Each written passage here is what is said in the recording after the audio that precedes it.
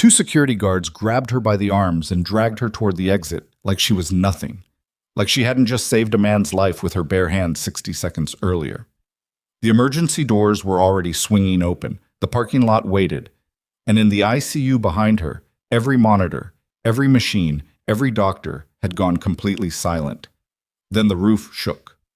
The percussion came first, heavy, rhythmic, military grade, and every window in the corridor rattled in its frame. A Black Hawk helicopter was landing on the hospital roof. And when the soldiers came through those stairwell doors, weapons drawn, moving fast, they stopped dead the moment they saw her face. Every single one of them stopped. Chuck, before this story goes any further, if you've never been on this channel before, hit that subscribe button right now, because the story you're about to hear is the kind that will keep you awake tonight, and there are more coming every week that are just as wild.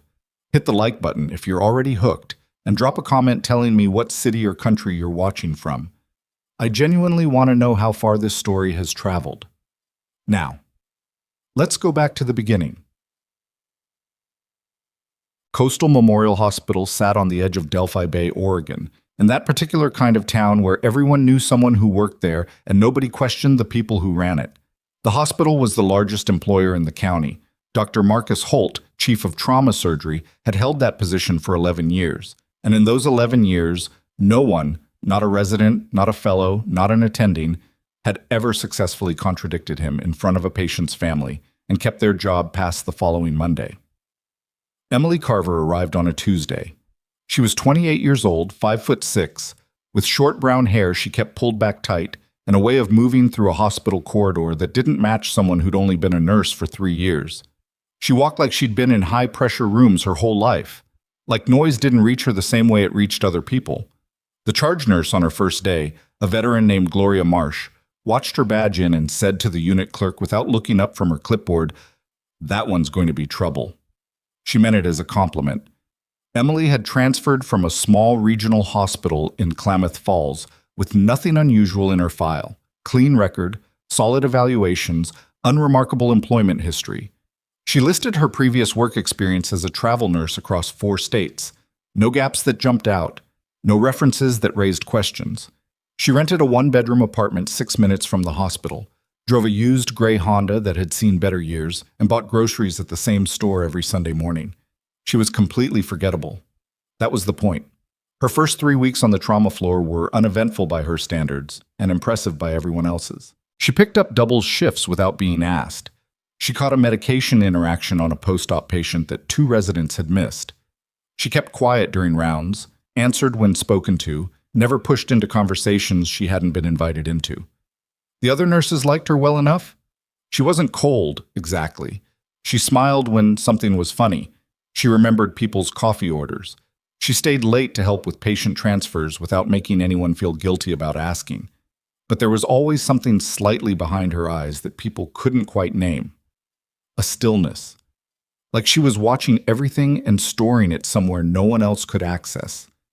Dr. Holt noticed her on day 19, not in a way that was flattering.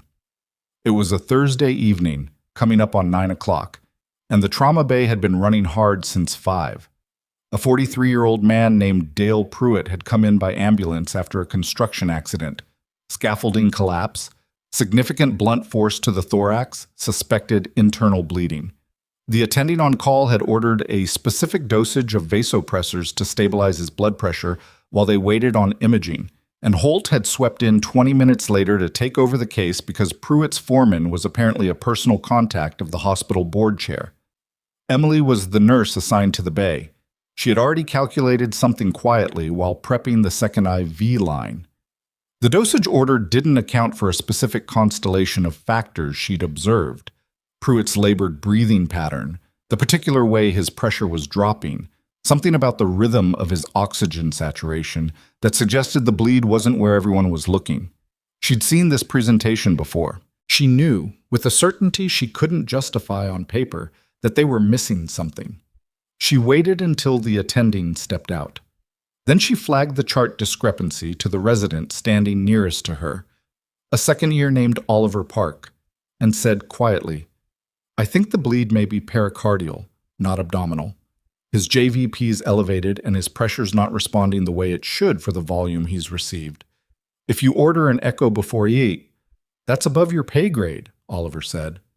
Not unkindly, just reflexively. I know, Emily said, but I'm flagging it. Oliver ordered the echo, quietly, without making a thing of it.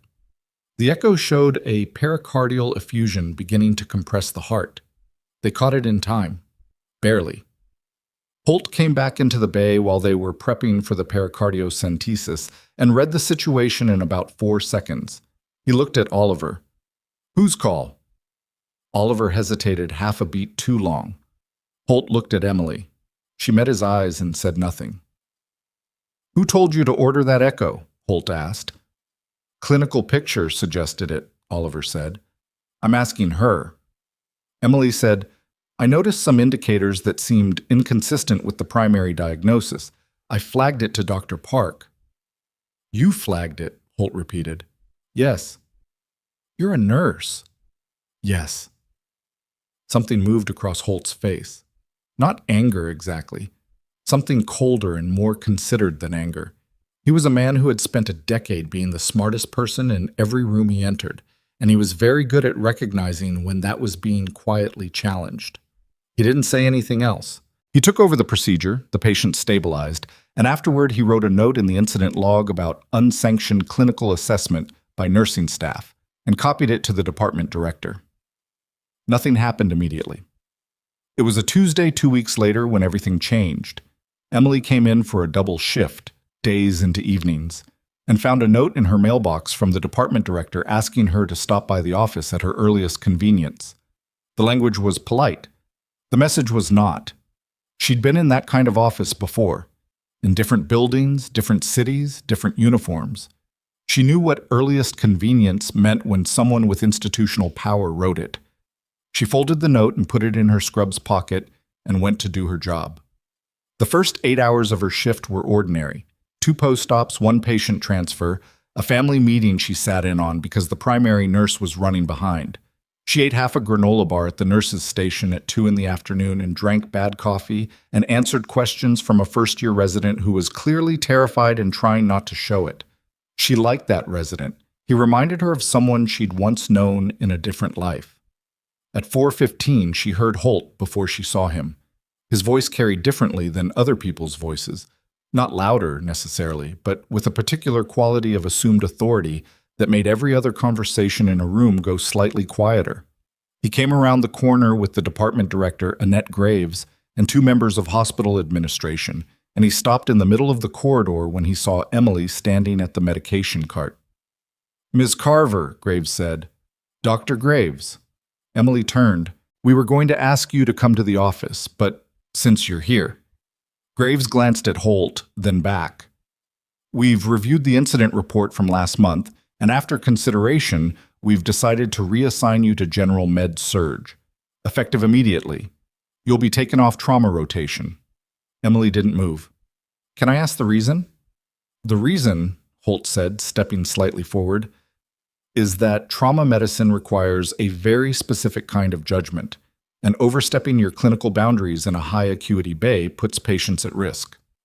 The patient survived, Emily said, because of decisions made by the physicians managing his care. Emily looked at him for a moment. Of course. You're a nurse, Ms. Carver, a junior nurse, in fact, with 3 years of experience at regional facilities. This is a level 1 trauma center. The expectations here are different. I understand. I'm not sure you do. Holt tilted his head slightly. Otherwise, you wouldn't have done what you did. A few nurses had stopped pretending to work at the far end of the corridor. Emily was aware of them without looking at them. If that's the decision, she said, I'll report to MedSurg tomorrow. Tonight, Graves said. We'll need your trauma bay credentials reassigned tonight. Emily nodded once. All right. She turned back to the medication cart and finished what she'd been doing, carefully, without rushing. She documented everything, handed off her current patients to Gloria with a thorough verbal report, collected the 2 personal items she kept in her locker, a water bottle and a paperback novel she'd been slowly working through for 6 weeks, and walked toward the med-surg unit on the third floor. She did not slam a door. She did not say anything cutting. She did not cry. What she did for exactly 45 seconds while she waited for the elevator was stand very still with her eyes focused on the middle distance and breathe in a very controlled, deliberate way that she'd learned a long time ago in a context that had nothing to do with hospital administration. Then the elevator opened and she got in. Gloria found her 2 hours later. "You holding up?" the charge nurse asked, appearing in the med-surg break room where Emily was updating patient notes. "Fine," Emily said. "Holt's done that to 3 people since I've been here," Gloria said. 2 of them quit. The third one transferred to Portland. Emily looked up from her notes. "What happened to the patients they were assigned to?" Gloria blinked. "What?" "The patients those nurses were assigned to. What happened to them when they left?" A beat of silence. I don't know. I'd have to check." "I'd like to know," Emily said. Not aggressively, just directly. Gloria looked at her for a long moment. "You're a strange person, Emily Carver." "I've been told." Gloria left and Emily went back to her notes, and the evening moved forward the way evenings in hospitals always did, with the particular kind of controlled urgency that never really stopped, just rose and fell in different registers depending on what came through the doors. What came through the doors at 9:47 that night was not something anyone in Coastal Memorial was prepared for. The call came over the hospital radio first. Incoming military trauma, multiple casualties from what the dispatcher was calling a training incident off the coast. But the actual convoy arrived 7 minutes later. 2 armored vehicles and an ambulance that didn't have any civilian markings, escorted by a trio of military Humvees that pulled up to the ambulance bay and disgorged 8 soldiers before the vehicles had fully stopped. Armed soldiers, in full kit, inside a civilian hospital parking lot. The ER charge nurse appeared at the bay doors and said, "We need your level 1 trauma team right now," a woman in a military uniform said. She had the clipped, practiced delivery of someone who'd given urgent orders in bad situations for a long time. Primary patient is a 39-year-old male, penetrating abdominal trauma, secondary blast injury to the left thorax, in and out of consciousness in the field, blood pressure dropping hard in the last 15 minutes. "We'll need your patient's name and—" "The patient's name is classified," the soldier said. "His status is critical. His care team needs to move right now." The trauma team mobilized. Emily was in the middle of a patient assessment 3 floors up when her unit phone rang. She didn't recognize the extension. She picked up. "Carver." It was Gloria. Something in her voice was different. "There's a situation in the trauma bay. Holt's calling in everyone and apparently—" A pause. "I don't know how to explain this. Just, are you anywhere near the elevator?" "What's happening?" "Military patient. Emily, it's bad. They brought 4 other soldiers in, all of them wounded, and one of them is—" Another pause. Shorter. "Come down." "I'm on med-surg, Gloria." Holt pulled my trauma credentials. "I know that. Come down anyway." Emily set down the chart she'd been holding and walked to the elevator. The trauma bay was barely controlled chaos when she arrived. 4 secondary patients were being triaged in the corridor. Soldiers with blast and fragment injuries, all serious, none immediately fatal. The primary patient was behind the glass of Trauma Bay 1, surrounded by Holt's team and 2 military medical officers who kept getting in each other's way. Emily stood outside the glass and looked at the primary patient. She didn't move for 3 seconds. The man on the table was tall, broad-shouldered, with the kind of physical build that didn't come from gym memberships. He had a specific tattoo on his left forearm, partially obscured by blood and the mess of a hastily applied field dressing.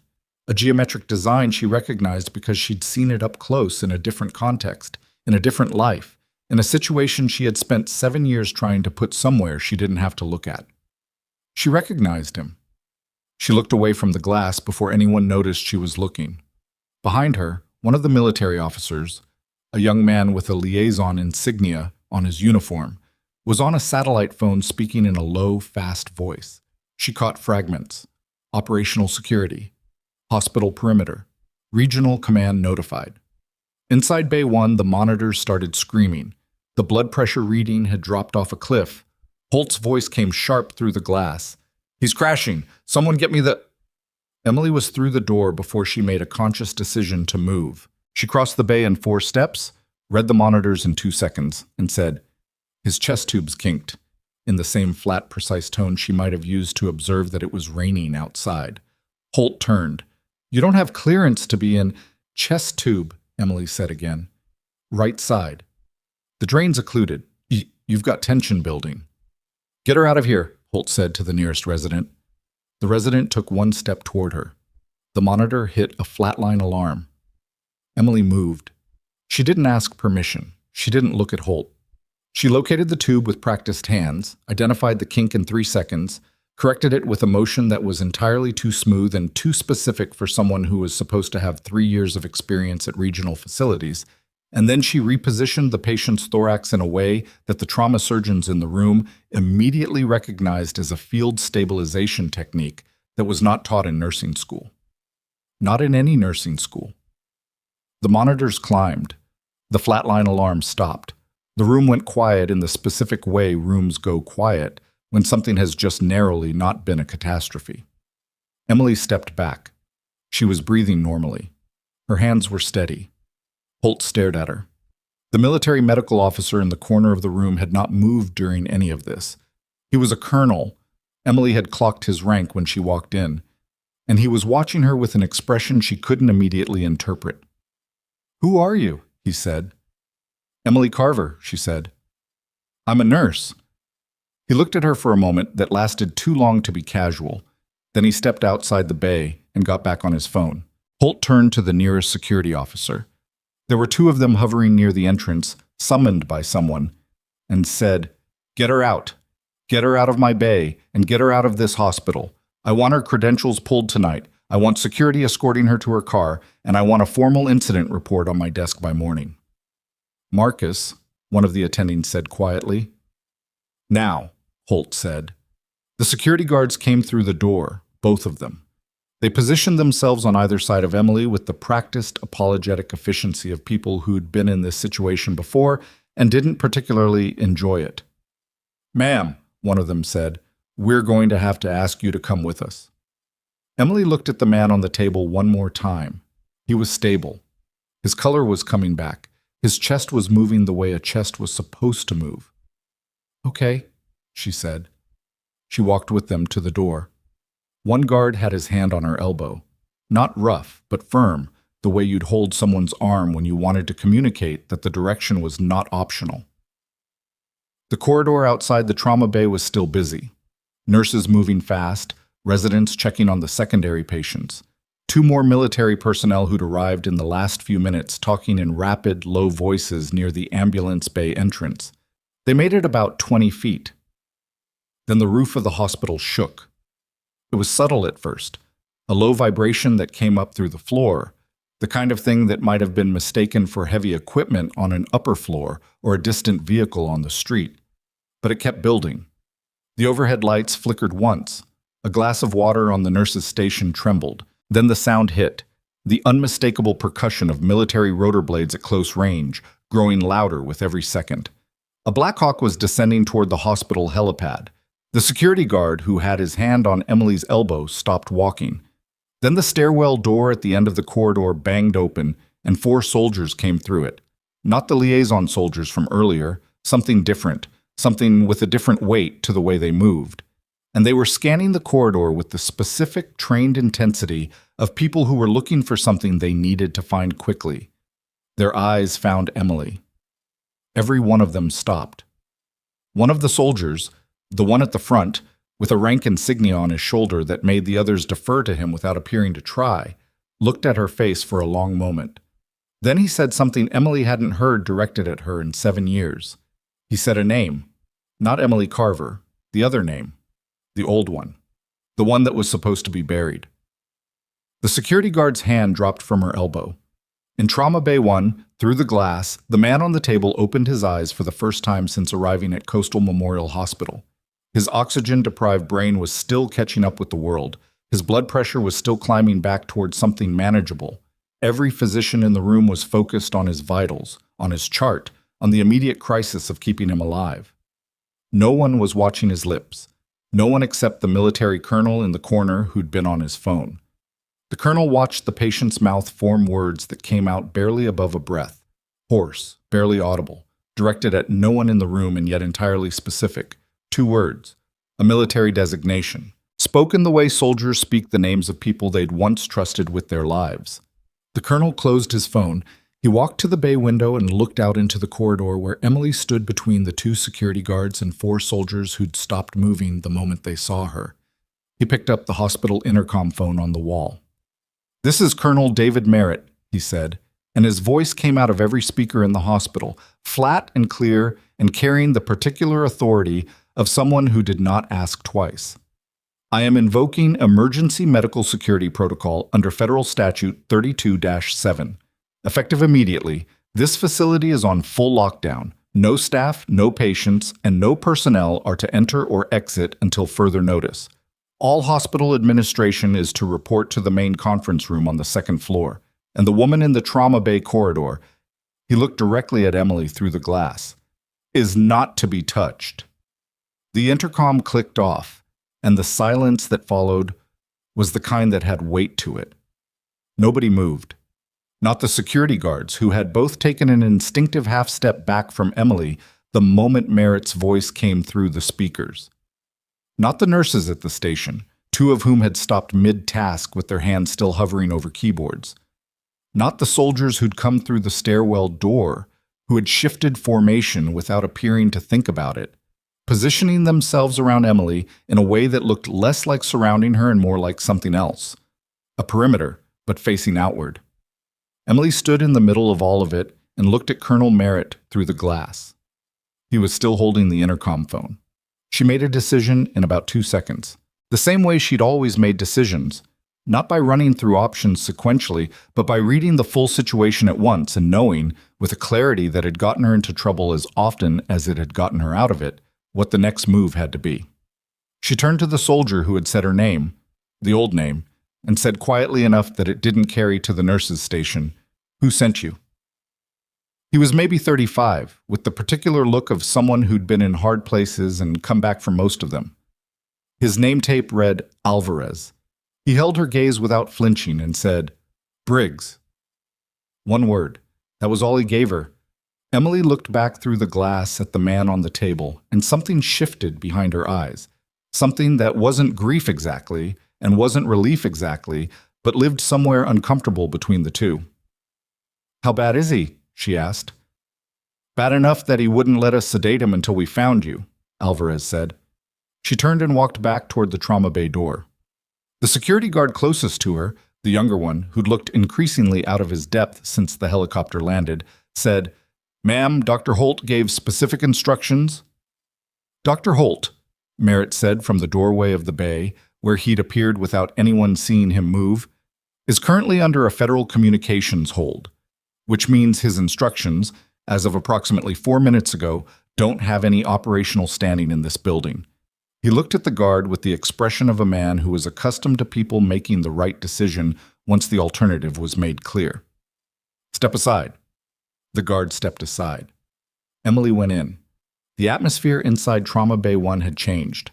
The residents and attending nurses were still there, but they'd rearranged themselves toward the edges of the room in the unconscious way people do when something authoritative enters a space and claims it. The monitors were steadier now. The immediate crisis had passed, but the word "passed" was doing a lot of heavy lifting. The patient's pressure was holding, but barely, and the secondary imaging they'd run showed a picture that made every physician in the room look privately worried and publicly controlled. The man on the table was named, according to the minimal documentation the military had provided, Commander Daniel Reeves, 39 years old, no medical allergies, no listed next of kin. Everything else was a blank where a form would normally have information. Emily knew him by a different name. She stepped up to the left side of the bed and looked at him. He was conscious in the loose, unreliable way of someone whose body had recently tried to shut down and was still negotiating with the decision. His eyes found her face and held there. "Hey, Brooks," he said. His voice came out wrecked, hoarse and thin, but the cadence underneath it was exactly what she remembered. "Hey, Danny," she said. Dr. Holt, standing 6 feet away, made an audible sound that wasn't quite a word. Reeves's mouth moved toward something that might have been a smile if he'd had the reserves for it. You look different. I cut my hair. 7 years and that's what you go with. You're bleeding internally in 2 places, she said. We can catch up later. He closed his eyes for a second. When he opened them, they were sharper. I know, I can feel it. A pause. Left side under the ribs and something in the chest that's not the tube. Pulmonary contusion, Emily said. Moderate. We're watching it. How long do I have before watching it turns into something else? She glanced at the imaging results still up on the monitor behind him. Longer than you'll need if you let these doctors do their jobs. Their jobs, he said, and his eyes moved past her to Holt, briefly and without warmth. Emily turned to Holt before Reeves could say anything else. He needs a second abdominal CT with contrast, she said. The initial scan showed free fluid in Morrison's pouch, but the volume doesn't match the pressure drop we saw on arrival. I think there's a second bleeder that wasn't visible on the first pass. Holt looked at her with the expression of a man fighting 2 competing impulses at the same time. You don't have trauma credentials in this facility. I'm aware. Your clinical assessment of this patient carries no...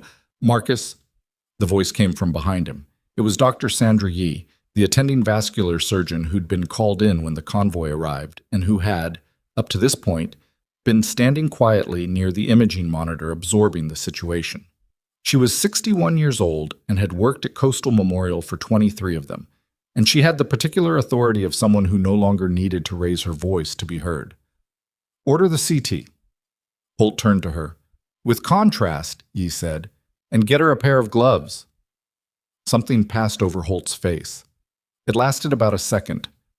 Then he turned to the nearest resident and said, CT with contrast, now. He did not look at Emily again. The next 40 minutes were the kind that didn't have room for anything except the work. The second CT confirmed a hepatic laceration the first scan had missed, partial, grade 2, but actively bleeding at a slow rate that would have become a fast rate within the next few hours without intervention. Yee managed the repair. Emily assisted, not as the lead. She knew exactly what her standing in that room was, and she wasn't going to push past it. But as the person who anticipated the next instrument, who caught a suture tension issue before it became a problem, who watched the patient's vitals with the continuous granular attention of someone who had once read human bodies under conditions considerably less controlled than this. Reeves came through the surgery. He was moved to the ICU at 11:43, and Emily followed the transport team up and stayed until he was settled, until the monitoring was properly configured and the nursing handoff was clean, and then she stepped out into the ICU corridor and sat down in one of the hard plastic chairs along the wall and became very still. Gloria found her there 20 minutes later. The charge nurse sat down in the adjacent chair without saying anything. For a while they just existed in the corridor together, listening to the particular nighttime hum of the ICU, monitors beeping at their various intervals, the soft sound of footsteps, a phone ringing somewhere down the hall and being quickly answered. You want to tell me what's happening? Gloria finally said. No, Emily said. Fair enough. Gloria crossed her arms. Colonel Merritt's been on the phone since the surgery ended. 2 separate military liaisons arrived while you were in the OR. Hospital administration is in the conference room, and I can tell by the way Annette Graves keeps walking past the ICU doors that she's trying to figure out if she still has a job. Emily said nothing. Holt went home, Gloria added. Or he tried to. Security stopped him at the parking structure on Merritt's orders. He's been in administration ever since. Something moved across Emily's face. Good. There's also a woman here, Gloria said, who says she's a federal investigator. She's been asking to speak with you for the last 30 minutes, and Merritt's people keep telling her to wait, and she looks like someone who isn't used to being told to wait. Emily tilted her head back against the wall. What agency? She didn't say, but she has a badge and she's wearing the kind of shoes that cost more than my car payment, and she's been very specifically not showing any emotion since she arrived, which, in my experience, means she's feeling a lot of them. Send her in, Emily said. Gloria gave her a look. Are you sure you don't want a lawyer first? I don't need a lawyer. Emily, I don't need a lawyer, Gloria. Gloria held her gaze for a moment, then stood up. I'll get her. The federal investigator's name was Special Agent Catherine Solis, and she was everything Gloria's description had implied. Early 40s, precise, with the kind of controlled professional composure that took years to build and became second nature. She sat down across from Emily with a case file in her lap that she didn't open and looked at her the way someone looks at a thing they've been trying to find and have finally located. You're not going to make this easy, are you? Solis said. Not a question. I haven't done anything, Emily said. I know that. Solis set the file on the chair beside her. I also know that you saved Commander Reeves's life tonight using a battlefield stabilization technique that's classified above the clearance level of everyone in that trauma bay, including the 2 military medical officers who arrived with him. A pause. That's not nothing, Miss Carver. It's a nursing technique. It's a technique developed for use by combat trauma officers with Tier 1 clearance, Solis said, and her voice was even and specific in the way of someone who had done their homework in a hurry and retained all of it. I've been working a case for 14 months that has a lot of moving parts.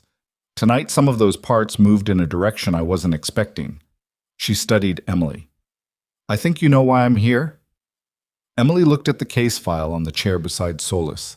The tab was visible. The case number on it meant nothing to her. The date stamp on the corner, a date from almost 8 years ago, meant quite a lot. I need you to not open that file, Emily said. Why? Because if you open it in this hospital, in this corridor, with whoever's listening to whatever recording device has been active in this unit for the last several months, and there is one, Agent Solis, I'd put money on it, then the wrong people learn what's in it before the right ones do, and people will get hurt. Solis was quiet for a moment. That's a very specific thing to say, she said. Yes. You know about the recording devices. I know about a lot of things, Emily said. That's the problem. Solis studied her for 4 or 5 seconds with the focused, assessing attention of someone recalibrating a situation in real time. Then she reached down and picked up the file without opening it and tucked it under her arm. All right, she said. Then tell me what you know and we'll figure out where to go from there. Not here, Emily said. Where? I need to check on my patient first. Solis blinked, just once and quickly. Your patient is stable. He came out of surgery. I know he came out of surgery. I was in the surgery. Emily stood up. Give me 10 minutes. Solis looked like she was going to push back. Then she made the decision not to, which was the right call, and Emily recognized it as such. 10 minutes, Solis said. Emily went into the ICU. Reeves was in Bay 4 behind a glass partition, with a nurse she didn't know and 2 military personnel stationed outside the door. Alvarez was one of them. He stepped aside without being asked when she approached. She went in and stood at the bedside. Reeves was sedated now, properly, the way he should have been hours ago. And in the reduced stillness of unconsciousness, he looked older than 39 in some ways and younger in others. The surgical team had done clean work. The monitors were telling a story she could read, and the story was stable, cautious, one day at a time stable, but stable. She checked his chart. She checked his medication levels. She adjusted the angle of his bed by 3 degrees, which the nursing documentation didn't require her to do, and which she did anyway because she knew his left thorax injury would drain better at that angle than the one he was currently at. Then she stood at the foot of his bed for a minute.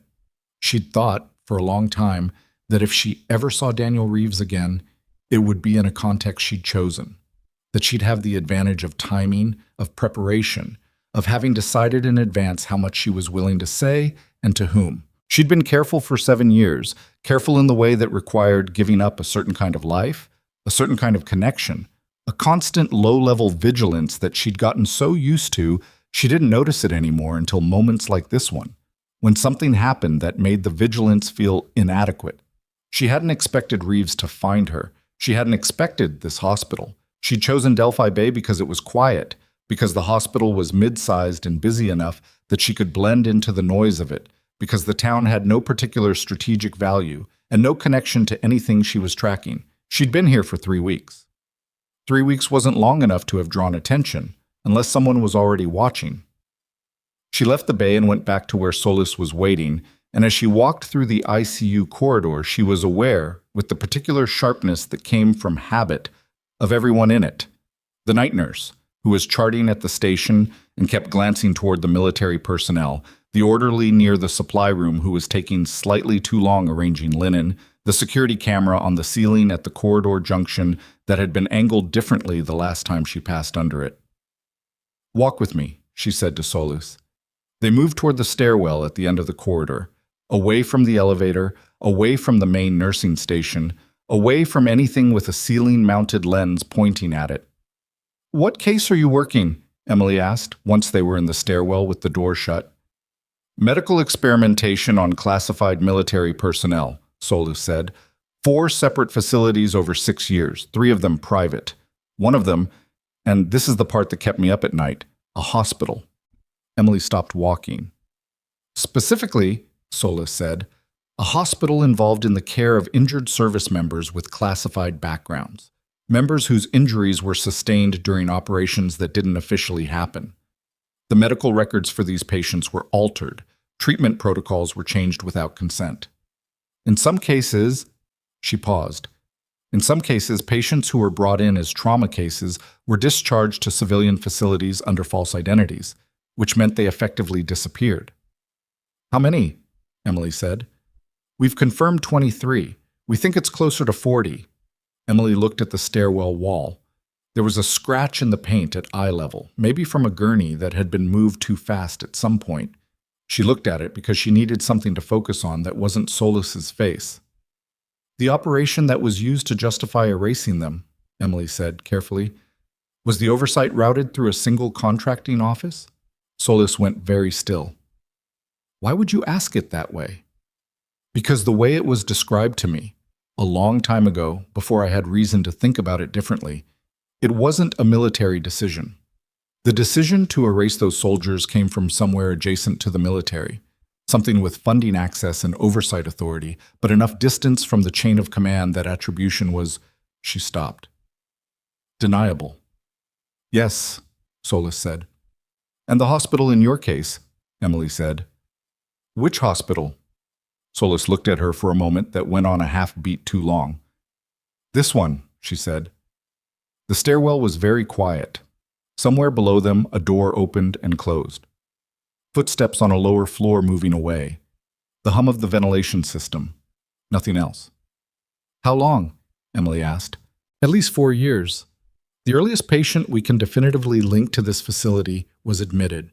How long before I started working here?" Emily said. Another pause. Shorter this time. 14 months, Solus said. Emily exhaled.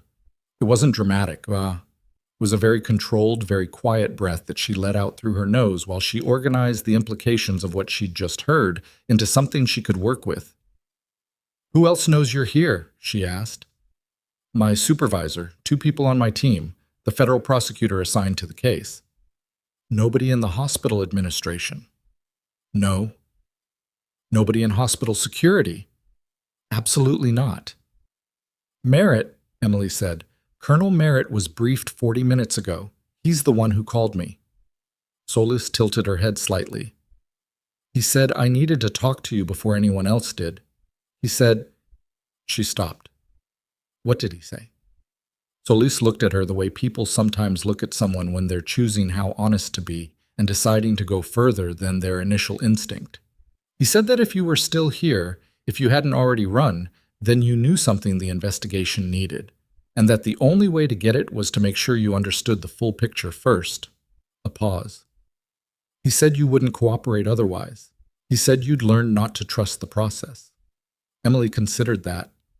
"He's not wrong," she said. "I know." Solus met her eyes. "That's why I'm standing in a stairwell with you instead of sitting in an interview room." Something in Emily's expression shifted. Not all the way toward trust. She wasn't there yet. She wasn't sure she could get there tonight, but toward a kind of provisional acknowledgement. She looked at the case file under Solus's arm. "Open it," she said. Solus opened it. The first document inside was a photograph. It was a photograph Emily had never seen before, but she recognized the location, a corridor in a building she'd been in once, under circumstances she'd spent 7 years trying to establish were connected to everything that came after. The corridor was in a federal contracting office in Rosslyn, Virginia. The date stamp in the corner read 41 months ago. The man in the photograph was someone Emily had thought was dead. She looked at the photograph for a long time. "His name is Warren Galt," Solis said. "He was a defense contracting executive. He faked his death in—" "I know who he is," Emily said. Her voice came out flat and careful in the way of someone who has just had something confirmed that they'd half hoped they were wrong about. "He's alive," she said. "As of 6 weeks ago, yes. And he's connected to the hospital. He's connected to the contracting firm that holds the medical data management contract for Coastal Memorial," Solis said, "which means he has access to patient records. Which means he knows Daniel Reeves is here," Emily said. She was already moving back toward the door. "How fast can you get your team here?" she said. "I can have people at the hospital in 40 minutes. "Make it 30, Emily said. "And call Merritt right now and tell him to lock down the patient data servers before anyone with administrative access can touch them." She pushed the stairwell door open. "Galt has been watching this hospital for months, maybe longer. And if he knows we're talking—" Her phone buzzed. She pulled it out. It was a text from a number she didn't recognize, a string of digits that meant nothing on its own. But below the number, the message was 4 words. "They already know. Move." Emily stared at the screen. The number was a format she recognized from a communication protocol that hadn't been used since a classified operation 7 years ago. A protocol that had been known to exactly 11 people, 6 of whom were officially dead, 4 of whom she'd lost contact with, and 1 of whom was currently sedated in ICU Bay 4. She turned back to Solis. "We don't have 30 minutes, she said. As if the building itself had been listening, every light in the stairwell went out. The emergency lighting kicked in 3 seconds after the main power dropped, red-tinted, dim, running off the hospital's backup generator. And in those 3 seconds, the stairwell was completely black. Emily already had her back against the wall. It was instinct, the kind built over years in situations where the first 3 seconds of darkness were the ones that decided everything. She heard Solis do the opposite. A sharp intake of breath, 1 step toward the center of the stairwell, weight shifting forward, civilian reflex. Not wrong, just exposed. "Against the wall," Emily said, quiet and flat. "Left side, now." Solis moved. The emergency lighting came up and painted the stairwell in red, and Emily did a fast visual sweep. Up, down, both landings. Empty. The door above them was closed. The door below them was closed. No sounds from either direction except the ventilation system, which had dropped to a lower register when the main power cut, and somewhere far below them, an alarm beginning to pulse. "Generator backup is on," Emily said. "That buys us maybe 4 minutes before anyone with building access can reset the system manually and restore full power." "4 minutes to do what?" Solis said. "Get Merritt, get to the ICU, and move Reeves somewhere they won't look in the next 6 hours." "We can't move a post-surgical patient." "I know that," Emily said. "I'm not moving him. I'm moving where people think he is." She was already going up. "Call Merritt, right now. Tell him the data servers need to go offline manually. Not a software shutdown, physically disconnect them. And tell him to get Alvarez inside that bay door, not outside it." She heard Solis on the phone behind her keeping up, heels hitting the stairs harder than was ideal, but managing. The ICU floor door opened into a corridor that looked, at first glance, like a normal hospital responding normally to a power event. Nurses checking backup systems, a resident with a flashlight moving between bays, the monitors all running on internal battery power and casting their particular blue glow through partition glass. Normal. Emily clocked 4 things that weren't normal in the first 10 seconds. The orderly she'd noticed earlier near the supply room wasn't there anymore. The security camera at the corridor junction had been physically moved, not just angled, but repositioned on its mount, which was not something that happened during routine power interruptions. The door to the ICU medication room, which she had watched a nurse lock 20 minutes ago, was slightly open.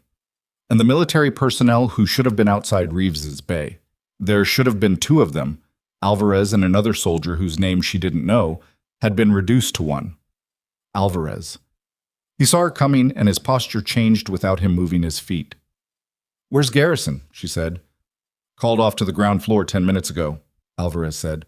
"Merritt's order, apparently, radio confirmation and everything." "Merritt didn't give that order." A beat. Short. "No," Alvarez said. I didn't think so. How long ago did you realize? About 4 minutes after he left, when I tried to raise Merritt directly and got a comms delay that shouldn't exist inside a hospital. Emily looked through the glass at Reeves, still sedated, monitors holding steady.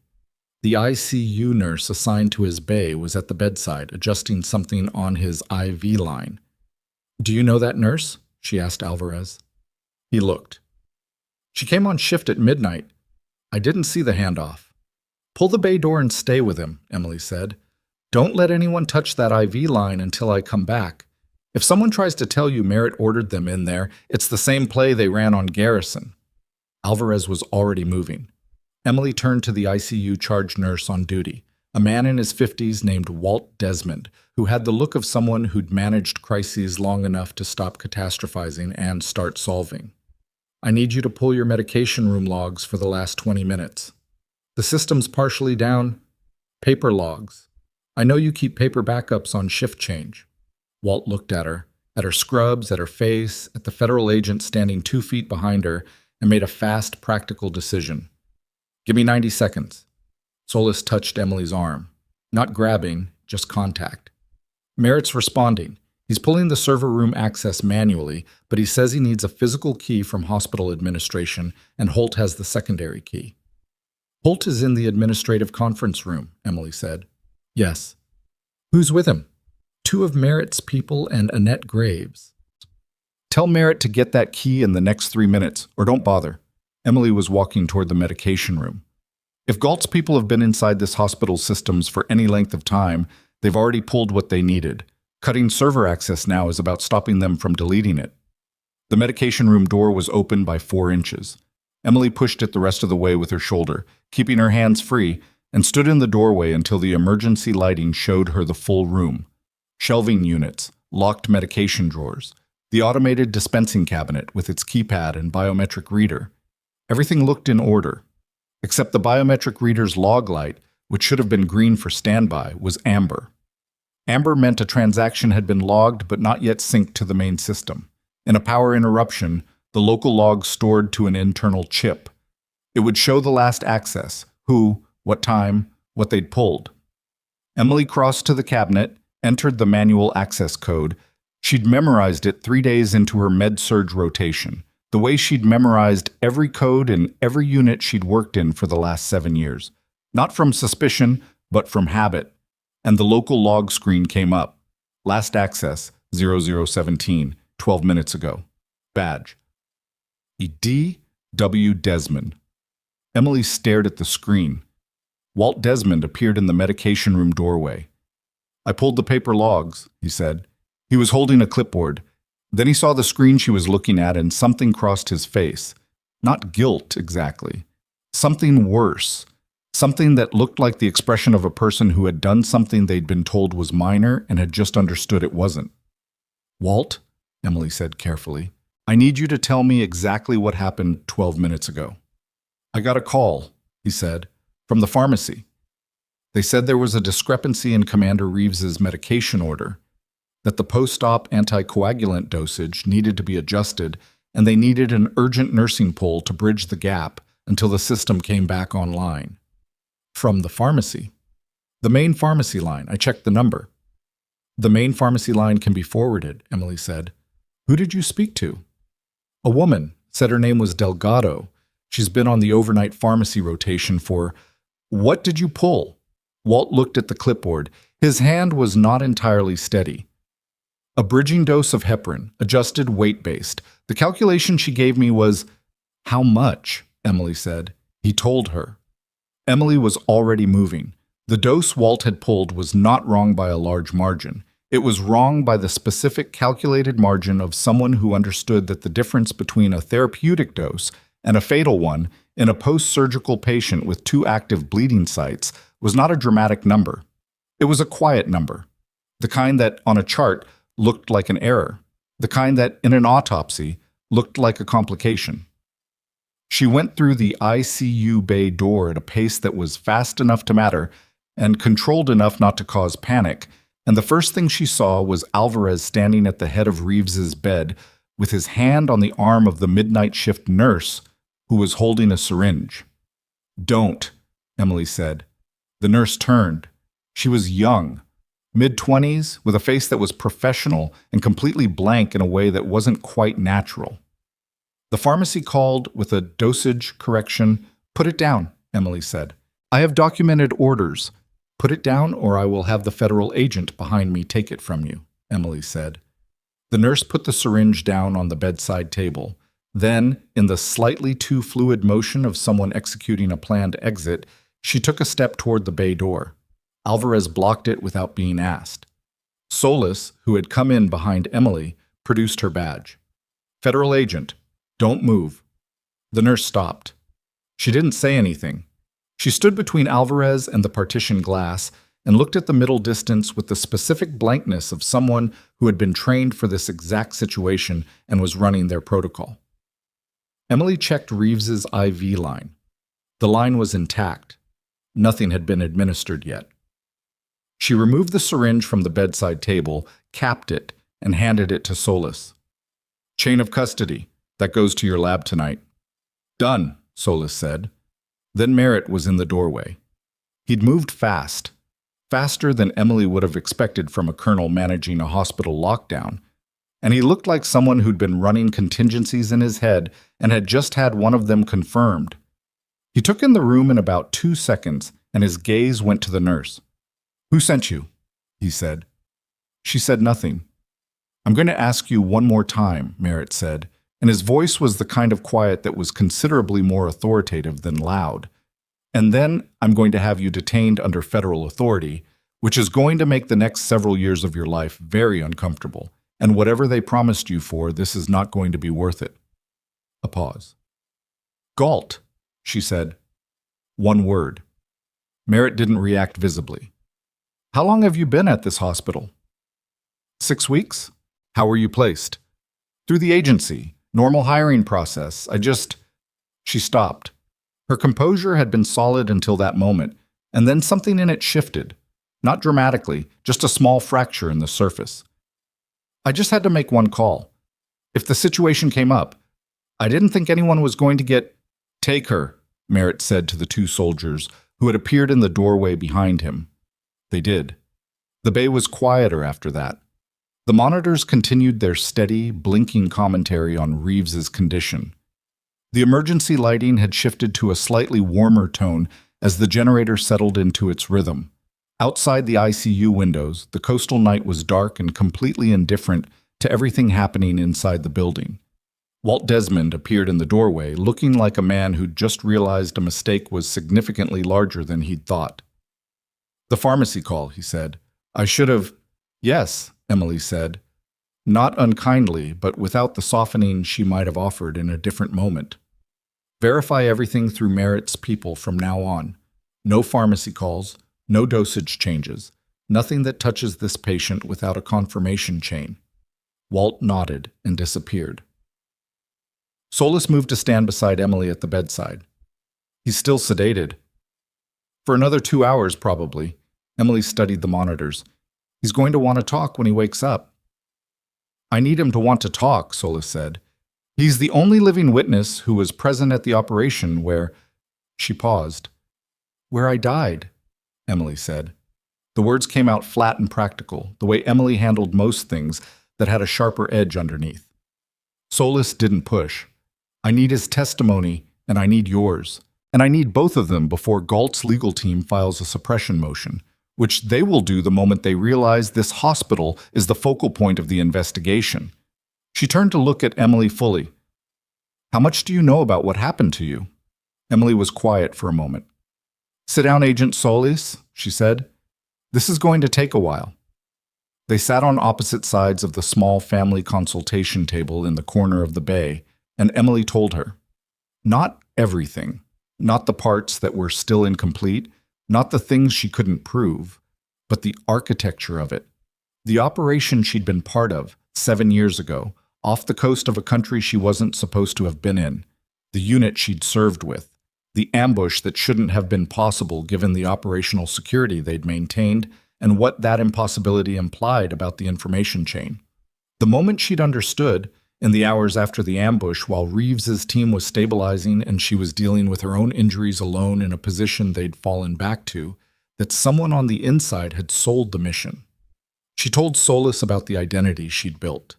The nursing certifications, real ones, earned the hard way, because she needed the cover to hold under scrutiny. The years of tracking, slow and careful, trying to establish the connection between what had happened to her unit and the contracting network that had benefited from their disappearance. The hospital jobs, 3 of them across 4 years, chosen because she'd found a thread that kept pulling her toward the medical system. Specifically, toward what happened to soldiers whose injuries complicated their official non-existence. She told Solis about the documents she had. That was where Solis's composure, which had been impeccable up to that point, showed its first real crack. "Where?" Solis said. "Secure storage," Emily said. "Not in this building. Not in this city." "How much?" "Enough," Emily said. "Financial records, communications, a chain of custody on 3 soldiers who were brought into civilian hospitals under false names after classified operations.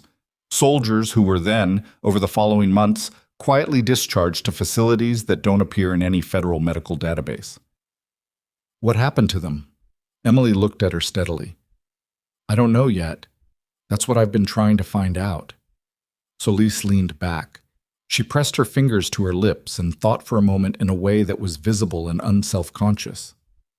"You've been building a parallel case." "I've been building evidence," Emily said. "Whether it's a case depends on whether anyone with the authority to use it decides to. I have that authority." "I know." Emily paused. "That's why I'm telling you." The conversation was interrupted by Merritt, who reappeared in the bay doorway with a look on his face that had changed register. He'd been grim before. Now he was something else. "We have a problem," he said. Emily stood. "Which one?" "The server room." He came in and lowered his voice, which in Merritt's case meant a reduction to something barely audible. "My people got there 3 minutes ago. The servers are intact. The physical drives are all present. But someone accessed the federal patient database remotely, not through the hospital system, through an external tunnel that was already in the infrastructure, and pulled a specific file set before we could cut the connection." "Which files?" Solis said. Merritt looked at Emily. The file set he named was the set of records she'd spent the last 14 months constructing a case around. The records of 3 soldiers, the documents that connected Warren Galt's contracting network to their disappearance. Someone had just taken the evidence. Emily sat back down. She didn't swear. She didn't put her head in her hands. She sat very still for approximately 5 seconds and worked through the implications in the specific, systematic way she'd learned to do in situations where the emotional response was a luxury she couldn't afford. "What else was in that pull?" she asked. "Patient intake records for approximately 60 military personnel across a 4-year period," Merritt said, "which is a problem, but the secondary pull..." He stopped. "What secondary pull?" "There was a secondary access 40 seconds after the first, from a different terminal, an internal one." He looked at her. "Someone inside this hospital pulled a separate file set, personnel records." "Whose?" "Yours," he said. "Emily Carver. Your entire employment file. Application, references, background check, nursing certifications." He paused. "Whoever pulled it ran a comparison analysis against a federal personnel database. We don't know the result yet, but they know who I am," Emily said. "Or they're confirming it." "Yes." She stood up again. "Tell me about the physical layout of this building," she said. "Loading dock, secondary entrances, parking structure access. Everything." "Why?" "Because Galt knows where I am. He knows Reeves is here, and he's just lost the ability to handle this quietly through the medical system." She looked at Merritt directly. "Which means he's going to try to handle it the other way." Merritt was on his radio before she finished the sentence. The next 20 minutes were controlled movement. Merritt repositioned his people across all ground floor access points. Solis got her team on the phone and started vectoring them toward Delphi Bay at a speed that was not casual. 2 additional military units were contacted through channels Emily didn't have visibility into. She knew this because Alvarez, who was reliable in the specific way of soldiers who'd been in situations that required reliability, told her in a brief exchange outside the ICU bay that the ground floor communication traffic had tripled. Emily used the 20 minutes differently. She went to the nurse's station on the ICU floor and asked Walt Desmond, who was still there and looked like he'd decided to stay until something resolved, for access to the unit's internal communication logs for the past 6 weeks. "I'm not sure I can release those without—" "Agent Solis can authorize it," Emily said. "She will, in about 30 seconds, if you want to call her." He didn't call her. He pulled up the logs. Emily spent 11 minutes going through them. She was looking for a specific pattern, not content, which she couldn't easily access without system-level credentials, but timing. Specifically, she was looking for communication events that clustered around certain patient admissions. The 3 soldiers she'd been tracking hadn't all been admitted to Coastal Memorial. She didn't know yet which facility they'd been routed through, but if the hospital was the center of the network, there would be a signature. There was always a signature if you knew what you were looking for. She found it on the 8th minute. A cluster of internal communications, flagged as routine administrative traffic, the kind of thing that would scroll past any normal audit, concentrated in the 2 days following the admission of a patient whose file listed him as a civilian construction worker from Medford. The patient had been admitted 11 months ago with blast injuries. He'd been discharged 6 weeks later to a long-term care facility whose address, when Emily quietly ran it against her memory of the databases she'd accessed over the past 2 years, didn't exist. She copied the log entries and folded the paper and put it in her pocket. Then she went back to Reeves's bay because she felt, with the particular instinct she'd stopped questioning years ago, that she should be closer to him. Alvarez was still inside the bay. He looked up when she came in. "He's been moving," Alvarez said. "Not fully conscious, but not settling. Post-surgical restlessness or—" "It's the sedation wearing off faster than expected," Emily said, looking at the monitors. "His metabolism's always been high. It used to drive the medics nuts in the field." She adjusted the flow on one of his lines by a fractional amount, enough to extend the sedation window by another 40 minutes without stacking the dose. "He needs to be coherent when he talks to Solis, not half under." "You know him well," Alvarez said. "Not judgmentally, just observing." "I knew him," Emily said. She sat down in the chair beside the bed and looked at Reeves's face. He'd aged in 7 years, in the way of someone who'd spent those years in the field, not dramatically, but in the particular weathering around the eyes and the set of the jaw that came from making decisions in bad situations over a long time. She'd been told, when she was building her civilian life, to stop thinking about the people she'd left behind. Not by anyone external, by herself. Because thinking about them was a thread that pulled toward everything she'd had to put down. She hadn't entirely managed it. "He sent you looking for me," she said to Alvarez. "About 3 months ago. He got a lead. Wouldn't tell me the source. That someone matching your description was working in a hospital in the Pacific Northwest. He ran it down quietly. Took a while. He should have stayed out of it. He thought you were in danger." "I was managing," Emily said. "He thought you'd say that too," Alvarez said. On the bed, Reeves made a low sound and turned his head slightly. His monitors registered the movement, but nothing alarming. Emily watched his face and thought, not for the first time in the last few hours, that the universe had a particular kind of dark sense of humor. Her phone buzzed. The same number as before. Another 4 words. Lobby. 3. Already inside. Emily stood up so fast the chair scraped. "How many people does Merritt have on the lobby?" she said. Alvarez was already on his radio. 2 plus 2 local security. The sound that came from the ground floor was not an explosion. It was below that threshold, a concentrated directional percussion, the kind made by a shaped charge used specifically to breach a security door rather than destroy a structure. Emily had heard that sound before, in 3 different countries, and her body recognized it before her brain finished processing. She was at the bay door. "Stay with him," she said to Alvarez. "Nobody comes in. Nobody." "Brooks? Nobody," she said. Then she was moving down the corridor toward the stairwell, and Solis was 30 feet behind her, and from below them came the sound of shouting, and then the sound of something heavier, and then the sound of a second percussion from a different direction. And Emily understood, with the cold clarity of someone who'd run enough operations to know what a two-point breach looked like, that they hadn't come for the data. They'd come for everyone who'd seen it. She hit the stairwell door and it opened from the other side at the same moment, and the person coming through it was not a soldier and not a hospital employee, and was moving with the specific economical purpose of someone whose objective was not to be stopped. And in the half second before anything else happened, Emily registered two things simultaneously: the object in the person's hand and the access badge clipped to their jacket. The badge had Holt's photo on it, but the face above it wasn't Holt. Emily had exactly enough time to think. They're already past the second floor. The man with Holt's badge had approximately 2 seconds of advantage, and he used neither of them well. He came through the stairwell door with his weight forward and his attention on the corridor beyond Emily, rather than on Emily herself, which was the kind of tactical error that happened when someone had been briefed on a building layout, but not on who they were likely to encounter in it. Emily stepped left and let the door's momentum carry him past her, and when his forward motion stalled against the unexpected absence of resistance, she had his wrist, and the wall had his face and the object in his hand. A compact electronic device, not a weapon, which recalibrated the situation in a direction she processed in real time, clattered to the floor. Solis was there in 3 seconds with her weapon drawn. "Federal agent," she said. "Down, now." He went down.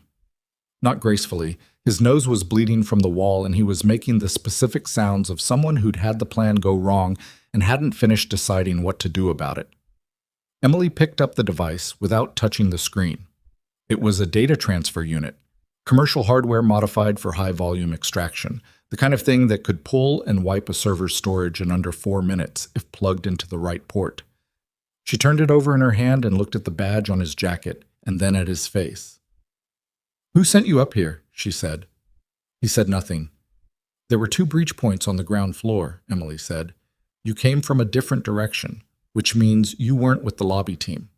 She crouched down to his level. "You came from the parking structure, which means you've been in this building since before the lockdown." His jaw moved. "How many more?" she said. "I want a lawyer," he said. "That's a reasonable thing to want," Emily said and stood up. She handed the device to Solis. "Chain of custody on this too. The extraction software on it will tell you which servers they were targeting and in what order." Solis was already on the phone, one hand managing the call and one eye on the man on the floor. From below them, the sounds from the ground floor had changed register. The percussion was gone, replaced by voices, authoritative and overlapping, the sound of a situation being contained rather than escalated. Merritt's people had held the lobby. Emily went back to the stairwell and listened. 2 floors down, clear. 1 floor down, footsteps moving away. The breach team had either been stopped or had pulled back, and in her experience, a contracted breach team that pulled back before achieving its objective didn't go far. They regrouped and waited for a secondary window. She went back to the corridor. "The second team is still in the building," she said to Solis. "Merritt's sweeping all floors." "They're not on a floor," Emily said. "They came in through the parking structure, which connects to the hospital basement through a maintenance corridor. If they know the building layout, and they do, they've had months to study it, they'll go to ground in mechanical or imaging and wait for the sweep to pass them." Solis relayed it. The next 40 minutes were the kind of waiting that was the opposite of passive, the kind where everything was moving simultaneously in ways that couldn't be seen from any single vantage point, and the only productive thing to do was hold your position and trust the people covering the angles you couldn't cover yourself. Emily was not constitutionally good at that. She managed it, because the alternative was worse. She went back to Reeves's bay. He was awake. Not fully. His eyes were open and tracking, but the sedation was still in his system enough that his expression had the slightly delayed quality of someone processing at 3/4 speed. Alvarez was at the bedside, and he looked up when Emily came in with a mixture of relief and the particular tension of someone who'd been waiting for a situation to either resolve or worsen and was still not sure which it was. "Hey," Reeves said. His voice was wrecked but present. "Hey," Emily said. She checked his monitors without being asked, because it was the first thing she always did when she came into a room with a patient, and the habit didn't switch off just because the context was complicated. Pressure was holding, Heart rate slightly elevated, but within range for post-surgical stress. Oxygenation, good. What's happening? He said. Controlled chaos, she said. You're stable. That's the most important thing. I heard something from downstairs. Breach attempt. Merritt's people handled it. He was quiet for a moment. His eyes tracked to the ceiling and then back to her face. You know, when I had Alvarez start looking for you, I told him it would be a long shot. You should have left it as a long shot, Emily said. Yeah. He didn't sound particularly sorry. How bad is the situation? Getting better, she said. Slowly. That's not a real answer. I know. She pulled the chair up and sat down, which was something she did partly because she wanted to, and partly because standing over a sedated patient during a conversation with emotional weight felt wrong. Galt's alive, Danny. The monitors registered a change. His heart rate went up 6 points in 4 seconds, then steadied. I know, he said. You know. I've known for about 8 months. He turned his head toward her on the pillow. That's actually why the operation that landed me here wasn't random. I was running down a logistics chain that I believed connected back to him. The ambush wasn't an accident. You went after him, Emily said, without telling anyone. I told Alvarez. Alvarez is not anyone, Emily said. Alvarez is a person who will follow you into structurally unsound decisions because he's loyal and doesn't have enough self-preservation instinct. From near the door, Alvarez said, That's fair. Reeves almost smiled. It pulled at something around his eyes that looked like pain. I needed to find you first. I needed to know that you'd... He stopped, tried a different approach. I wasn't sure you were still running the same mission. I was, Emily said. I am. I know that now. He looked at the ceiling again. I'm sorry I brought this to your door. That wasn't the plan. What was the plan? The plan was to find you, brief you, and give you what I'd found so you could do something with it that I couldn't do in uniform. He paused. The ambush accelerated the timeline somewhat. Somewhat, Emily said. The door opened and Solis came in, and behind her was a man Emily hadn't seen before. Mid-50s, civilian clothes, with the specific air of someone who was accustomed to being the most important person in any room he entered and was currently operating under significant stress. He had a federal prosecutor's face, which was a thing Emily had learned to identify over years of watching people who carried the weight of institutional power in their posture. Ms. Carver, he said, I'm Deputy U.S. Attorney Marcus Velde. I've been briefed by Agent Solis on the situation, and I need to speak with both you and Commander Reeves as soon as the commander is medically cleared. He's not cleared yet, Emily said. I understand, but the timeline... He was post-surgical 2 hours ago, Emily said. He's coherent enough to have a conversation, but not coherent enough to give formal testimony that will hold up to a challenge from a defense team that is right now already identifying every procedural irregularity in how this night has gone. She looked at Velde steadily. Give him 4 hours. He'll be more useful to you at 6 in the morning, fully present, than he is right now at 3/4 capacity. Velde looked like he was going to push. Then he looked at Reeves, who was lying in a hospital bed with surgical drains and monitor leads and the unmistakable appearance of someone who'd recently been very close to not surviving, and made the calculation that Emily was right. 4 hours, he said, but I need your preliminary statement in the meantime. You'll have it, Emily said. She gave the statement in the family consultation room off the ICU, with Solis present and a recorder running and Velde asking questions in the precise, methodical way of someone constructing an evidentiary foundation in real time. She told him what she'd told Solis, and then she told him more, the specific operational details she'd held back from Solis, because she hadn't yet decided how far to trust the federal machinery, and which she gave now because the breach attempt had clarified something. The people she was protecting her information from had already decided she was a target regardless of what she said or didn't say. Protecting it further didn't help her. Using it did. She told him about the documents in secure storage. She told him about the communication pattern she'd identified in the hospital logs. She told him about the patient whose discharge address didn't exist, and about the 2 other cases she'd tracked to different facilities, and about what she believed had happened to those soldiers and why. She told him about the contracting office in Rosslyn, When she mentioned Galt's name, Velda stopped writing and looked up. You have direct documentary evidence linking Galt to the patient transfers? I have financial records showing payments from a shell company registered to a Galt subsidiary into accounts held by 3 hospital administrators across 2 states, Emily said.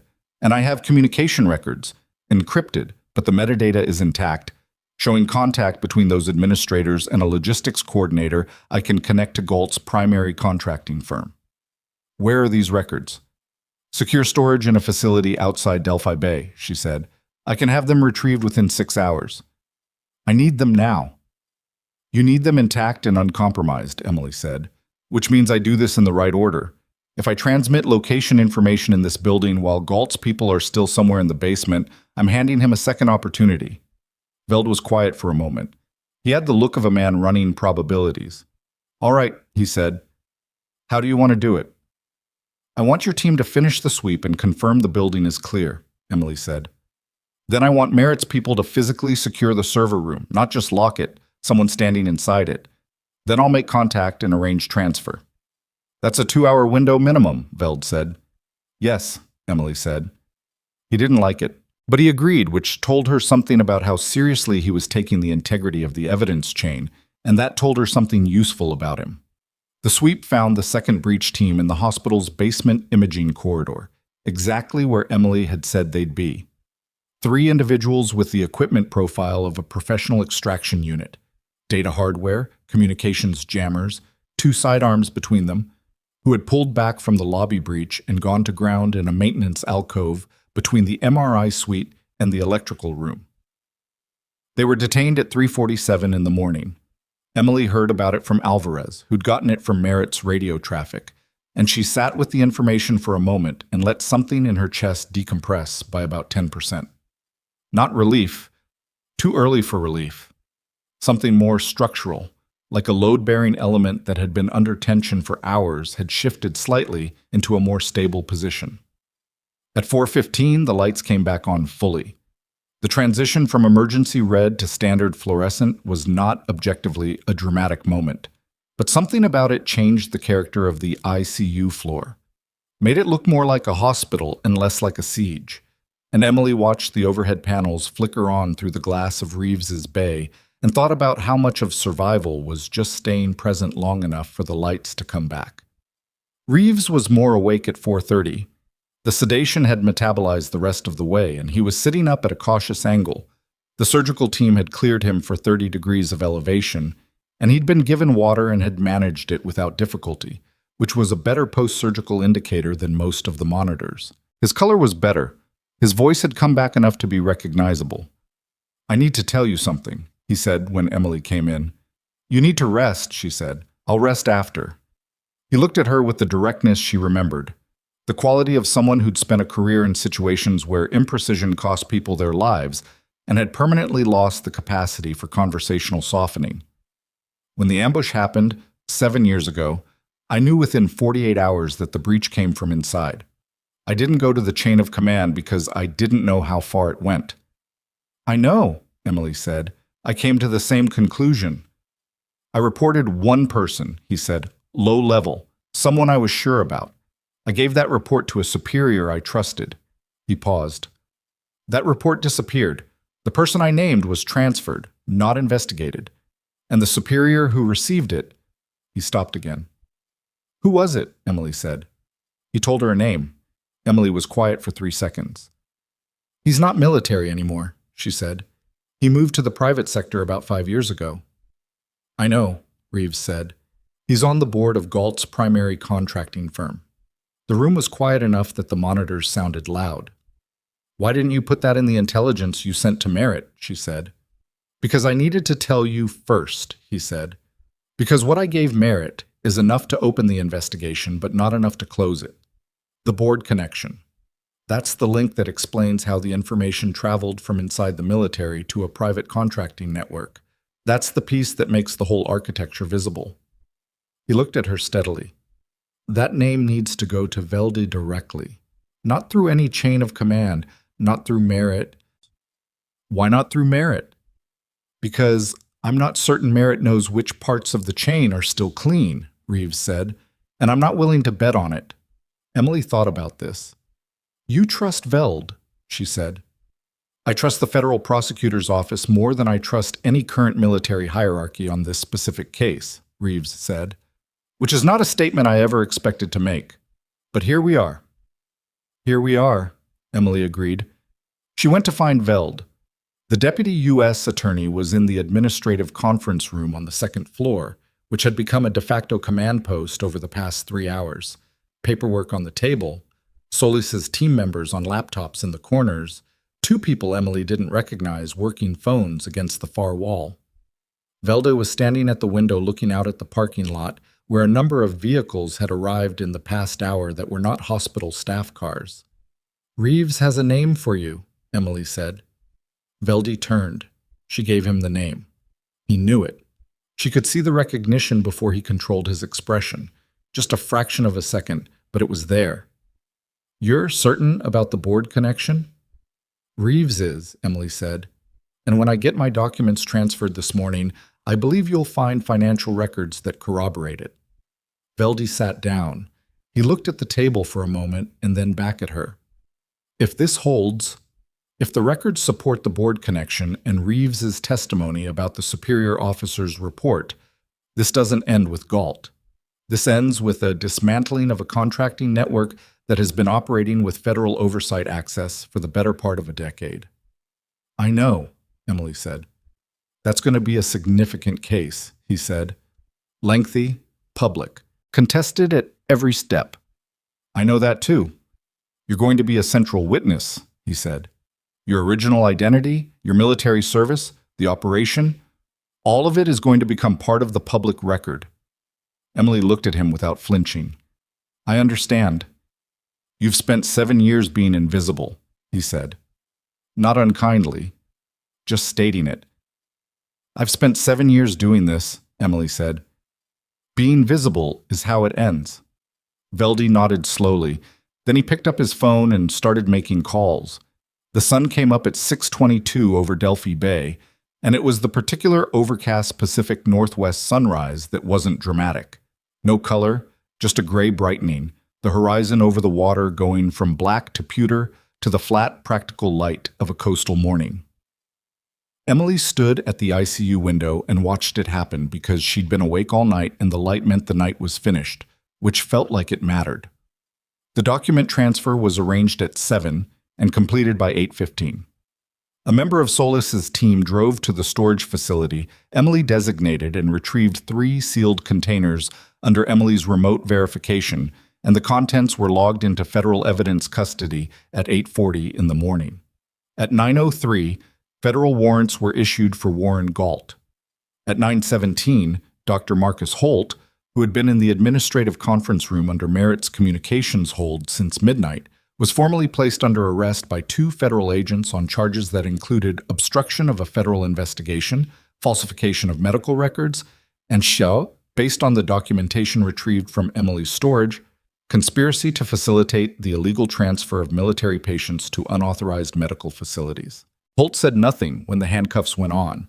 He looked at Annette Graves, who was standing across the conference room and who looked away. He looked at the wall. He looked at the floor. He was a man who had spent 11 years projecting unassailable authority and who was discovering, in the most concrete possible way, the actual load-bearing capacity of that projection. Emily was in the ICU when it happened. She heard about it from Gloria, who appeared in the ICU doorway at 9:32 with the expression of someone who had processed a significant piece of information and was still working out how she felt about it. "They took Holt," Gloria said. "I heard," Emily said. "Were you—" Gloria stopped, reorganized. "Did you know? When you came here, did you know the hospital was—" "I suspected," Emily said. "I wasn't certain." Gloria was quiet for a moment. "There are a lot of people downstairs who are scared," she said. "Staff who had no idea, people who've been working here for years and are now trying to figure out what they were part of." "They weren't part of it," Emily said. "It was designed to be invisible to them." "That's not how it's going to feel," Gloria said. "No," Emily agreed. "It's not." Gloria leaned against the doorframe. She looked tired in the deep way of someone who'd been on shift for a long time and had, additionally, had a significant portion of her professional world restructured in unexpected ways overnight. What happens now? Federal oversight, new administration. The investigation will take months. Emily paused. The hospital will survive it. The patients will still get care. The staff who weren't involved will be fine. And you? Emily looked at her for a moment. I'll be fine too. You don't have to say that. I know, Emily said. I'm saying it because I mean it. Reeves's formal testimony began at 10 in the morning in the presence of Veldy, Solis, and a court reporter who had been driven down from Portland and arrived looking mildly alarmed by the number of federal vehicles in the parking lot. Emily was not in the room. She was down the hall in the ICU, doing her job, checking patients, updating charts, answering questions from the nurses on day shift who were managing a unit that had been through a significant night and still had people in it who needed care regardless of what had happened in the surrounding 12 hours. She was in Bay 2, adjusting a patient's oxygen flow, when Solis came to find her. It's going well, Solis said. Reeves is clear, thorough, and he's got documentation we hadn't seen that corroborates 3 separate elements of your account. Good, Emily said. Veldy wants your formal testimony this afternoon. 2 o'clock if you're available. I'll be available. Solis hesitated. Emily looked at her. What? The name Reeves gave us, Solis said. The former superior officer. We ran him this morning. She paused. He's not just on Galt's board. He has a current security clearance, an active one, issued 8 months ago through a defense advisory position. She paused again. He has access to ongoing classified operations. Emily set down the oxygen flow gauge. Which means, she said carefully, that the information leak didn't stop 7 years ago. That's what we're looking at, Solis said. Yes. The implications settled into the room like something physical. How many active operations? Emily asked. We don't know yet. The clearance audit is happening right now, but it's...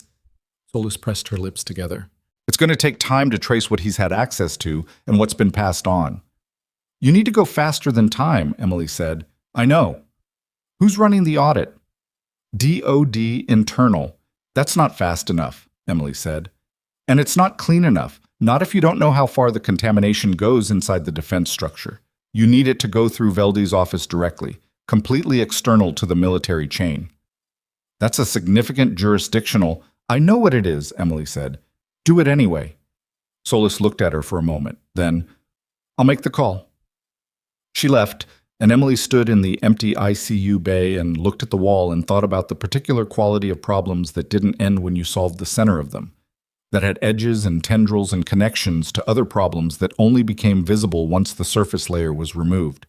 She'd known, for a long time, that this was going to be more than one fight. She just hoped the second fight would start after she'd slept. Her phone buzzed. She looked at it. A number she didn't recognize. Not the same format as the warning text from earlier. A civilian number. Oregon area code. She answered. Silence for 2 seconds. Then, this is a courtesy call. A man's voice, controlled, professional, with the particular quality of someone who'd been in high-stakes situations long enough to have lost the vocal markers of stress. You've had a busy night. Emily's hand tightened on the phone. She knew the voice, not from the past, from something more recent, a briefing she'd attended 3 years ago under a different name, at a facility she'd accessed through channels she'd since closed, a voice she associated with a specific position, a specific level of oversight, a specific degree of institutional power. You should be aware, the voice continued, that the warrants issued this morning were expected. They were, in fact, planned for. Emily said nothing. Galt is a layer, the voice said. You're a smart woman. I think you already understand what I mean by that. She understood exactly what he meant. Galt wasn't the top. Galt had never been the top. Galt was the operational layer, the executor, the connective tissue between the decision makers and the outcomes. The people who'd made the original decision 7 years ago and in the years since had never been in any file she'd found. They'd been careful in a way that Galt, for all his resources, hadn't fully been. What do you want? She said. Nothing that should surprise you, the voice said. I want you to think carefully about what testimony you give this afternoon. Not about Galt. Give them everything on Galt. He's expendable and everyone involved understands that. But the active clearance, the ongoing operations, some of what you know, Ms. Carver, some of what you've pieced together, reaches further than a federal prosecution should go. Is that a threat? Emily said. It's context, the voice said. Whose context? A pause. The kind that comes with authority you've never seen a badge for. Emily looked at the ICU window. The parking lot below was still full of federal vehicles. Inside the hospital, in a conference room down the hall, Reeves was testifying. In the administrative wing, Holt was in custody. The night had produced outcomes she'd worked toward for 7 years. And someone was on the phone telling her it wasn't enough, that there was another layer, that the thread she'd pulled had more length to it than she'd found. She didn't feel afraid. She felt something much more specific than fear. I'm going to need you to stay on the line, Emily said. I'm going to put you on hold for 30 seconds. She pulled the phone away from her ear and walked to the ICU doorway and looked down the hall toward the conference room where Veldy's team was set up. And she made eye contact with the agent standing outside the door and held up her phone. The agent understood immediately. 12 seconds later, Solis was moving toward her at a fast walk. Emily put the phone back to her ear. I appreciate the context, she said. I'd like to offer some in return. She watched Solis reach her and held the phone so Solis could hear. Whatever authority you think you're operating under, the kind without a badge, as you put it, I want you to know that this call is being traced and the number will be in federal hands in approximately 4 minutes. And everything I know, everything I've documented, everything Reeves has testified to this morning, all of it has already been filed with Deputy U.S. Attorney Veldy's office under seal, which means your call is not context, it's evidence. The pause on the other end was longer this time. You've been planning this for a while, the voice said. 7 years, Emily said. Another pause. Then you should know, the voice said, and for the first time something shifted in its controlled register. Not quite fear, but something adjacent to it, something that lived in the neighborhood of a person recalibrating what they'd thought was a manageable situation. That the 3 soldiers you've been tracking, Danny, Emily said quietly. On the other end of the line, the voice said, they're not dead. Emily stopped breathing for exactly 3 seconds. One of them, the voice said, is in a facility 200 miles from where you're standing. He's been there for 4 years, under a name that doesn't exist. A pause. That's not a threat. That's a trade. Solis was staring at Emily's face. Emily was staring at the wall. The implications of what she'd just heard were reorganizing everything, every assumption she'd built the last 7 years on, every conclusion she'd drawn, every plan she'd made for what this day meant and what came after it. One of the soldiers she'd believed was dead was alive, and the person on the phone knew where he was. You have 1 hour to decide, the voice said, whether you want to know the rest. The line went dead. Emily stood in the ICU doorway for 4 seconds after the line went dead, which was 3 seconds longer than she usually allowed herself to absorb a shock before moving. Then she handed the phone to Solis and said, I need Velde, right now, and I need someone to start tracing that number before the routing clears. Solis was already moving. The trace took 11 minutes. 11 minutes during which Emily went back to Reeves's room and told him, in plain specific language, what the voice on the phone had said. She watched his face while she said it, watched the way the sedation slowness burned off in real time as the information landed, replaced by something sharper and harder and considerably more awake. Marcus, he said. The name came out quietly, the former superior officer whose name he'd given Velde that morning. The voice on the phone wasn't him, Emily said. The register was wrong, someone above him. How far above? I don't know yet. She paused. But the information about the soldier, that's not something Galt would have. Galt managed the transfers. He didn't manage the destinations.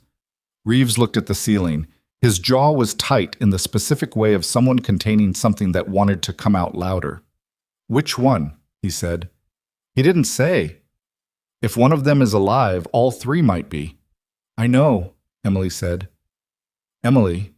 He turned his head toward her.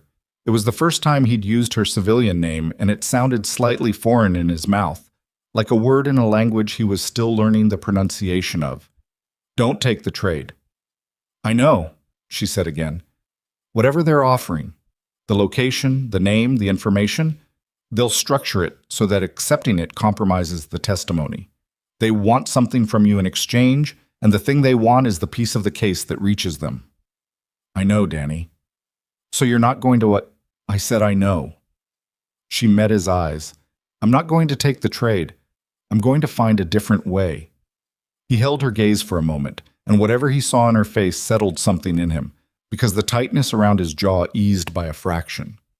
You always had a different way, he said. Not always, she said, but often enough.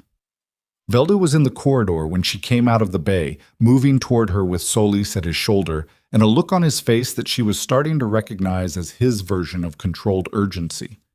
The trace came back to a burner routed through 3 relay points, he said. We're still working through the chain, but the final node was in the DC metro area. That's consistent with the position I think we're dealing with, Emily said. What position? She told him what she'd pieced together. Not the name, because she didn't have a name, but the level, the type of access, the particular configuration of authority that didn't carry a visible badge and operated through institutional proximity rather than institutional membership. She told him what the voice had offered and what it wanted in return. Velda listened without interrupting, which she appreciated. The trade is a trap, she said, but the information might be real. If one of those soldiers is alive and in an undocumented facility, that's not something we can ignore to protect the cleanliness of the case. Agreed, Velda said. So we don't ignore it and we don't take the trade. We find another route to the information. Which is what I've been thinking about for the last 11 minutes, Emily said. The soldier we're looking for has been in a facility for 4 years under a false name. That means someone has been providing medical care. Someone has been billing. If the facility takes any federal reimbursement, Medicare, Medicaid, any DoD medical program, there's a financial record somewhere. That's a wide search, Solis said. I've already started narrowing it, Emily said. Before I came to Coastal Memorial, I built a profile of what that kind of facility would look like. The parameters are specific. It would need certain capabilities to manage long-term trauma recovery. It would need to be outside major metropolitan areas to avoid incidental discovery, and it would need administrative personnel comfortable with the kind of irregular documentation that goes with housing someone who doesn't officially exist. She looked at Solis. I need access to federal medical billing records, and I need it today. I can get a subpoena in... How fast? Solis did the calculation. 3 hours? Then do it in the next 30 minutes, Emily said, and I'll do the first pass on the records while Veldy finishes with Reeves. Solis blinked.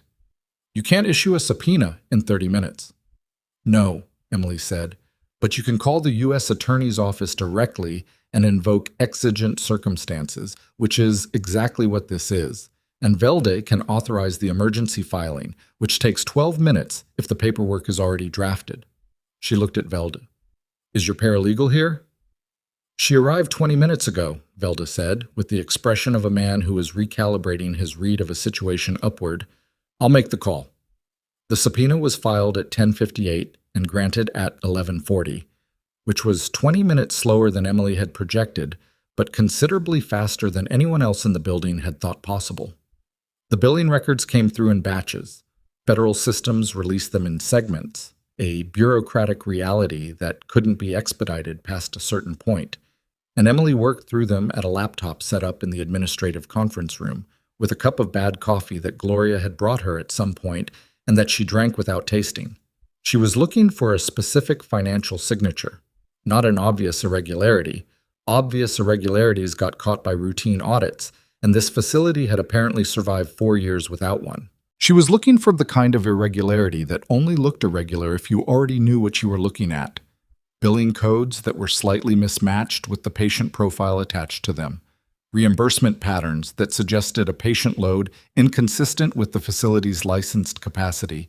Administrative fees that fell just below the thresholds that would trigger secondary review.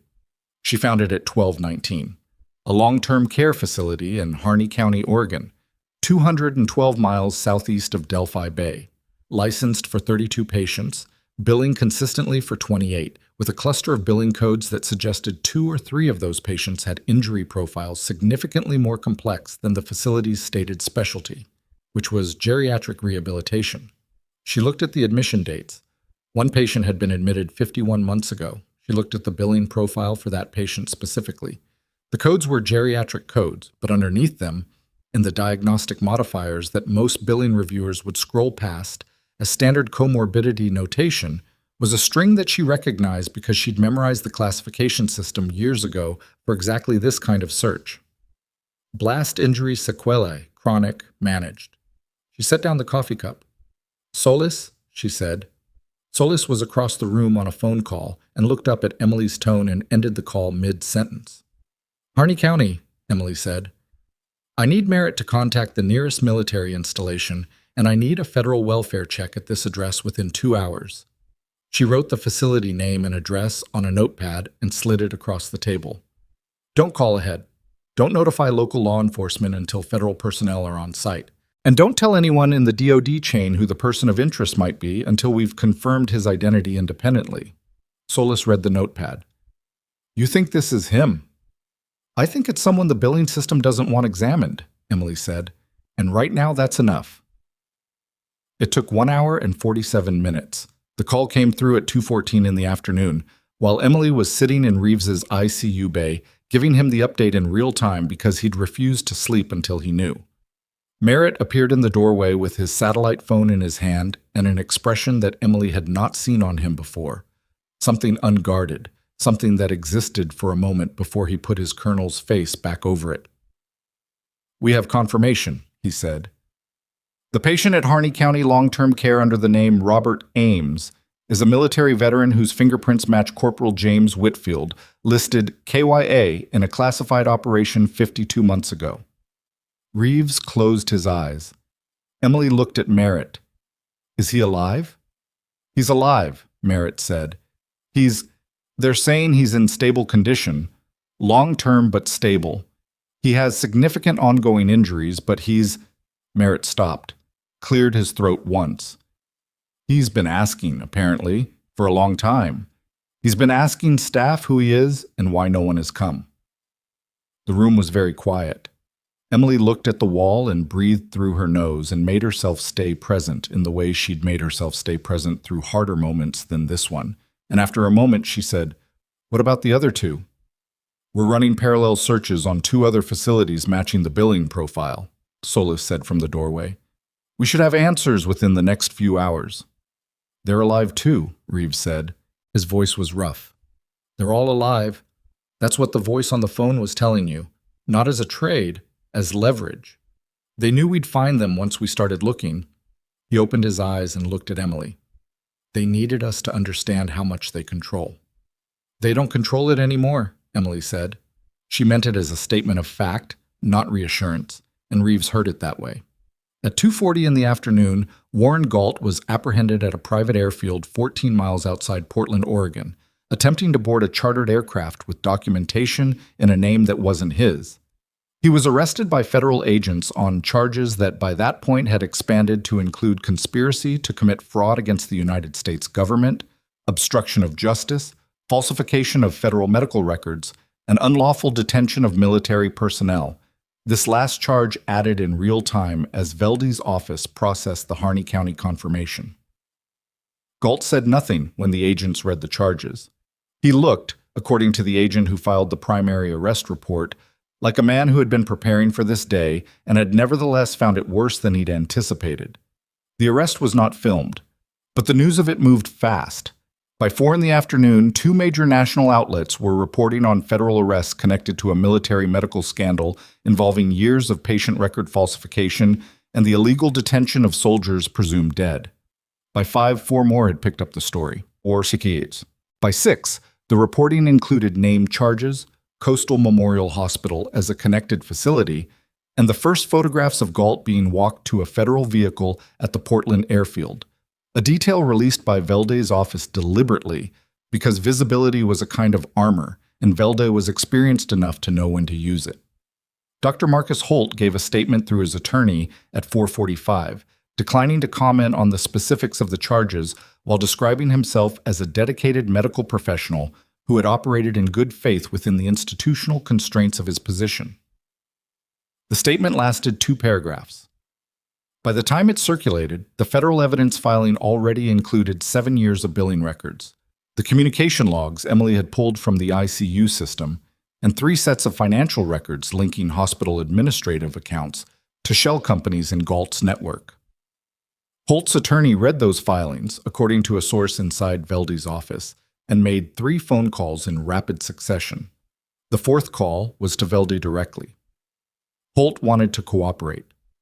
Emily heard about it from Solis at 5:30, sitting in the hospital cafeteria eating a meal she couldn't have described if asked, because she was operating on no sleep and the specific autopilot of someone whose body had decided that nutrition was a logistical requirement rather than an experience. Gloria sat across from her and drank coffee and didn't ask questions Emily wasn't ready to answer, which was exactly the kind of company Emily needed. "Holt's going to give them the board," Solis said, standing at the cafeteria table with her phone in one hand and a look of compressed energy that came from a case breaking open in multiple directions simultaneously. "He has records of board-level communications authorizing the patient transfer protocol. Names, dates, instructions." "How high does it go?" Emily said. "High enough that Velde is making calls he's never made before," Solis said. "That's all I can tell you right now." "The voice on the phone," Emily said. "We're working it," Solis said. "The relay chain cleared. It connects to a consulting firm in Northern Virginia that has contracts with 3 separate federal oversight bodies." She paused. "We'll get there." "I know," Emily said. "I'm not asking you to rush it. I'm asking you not to lose it."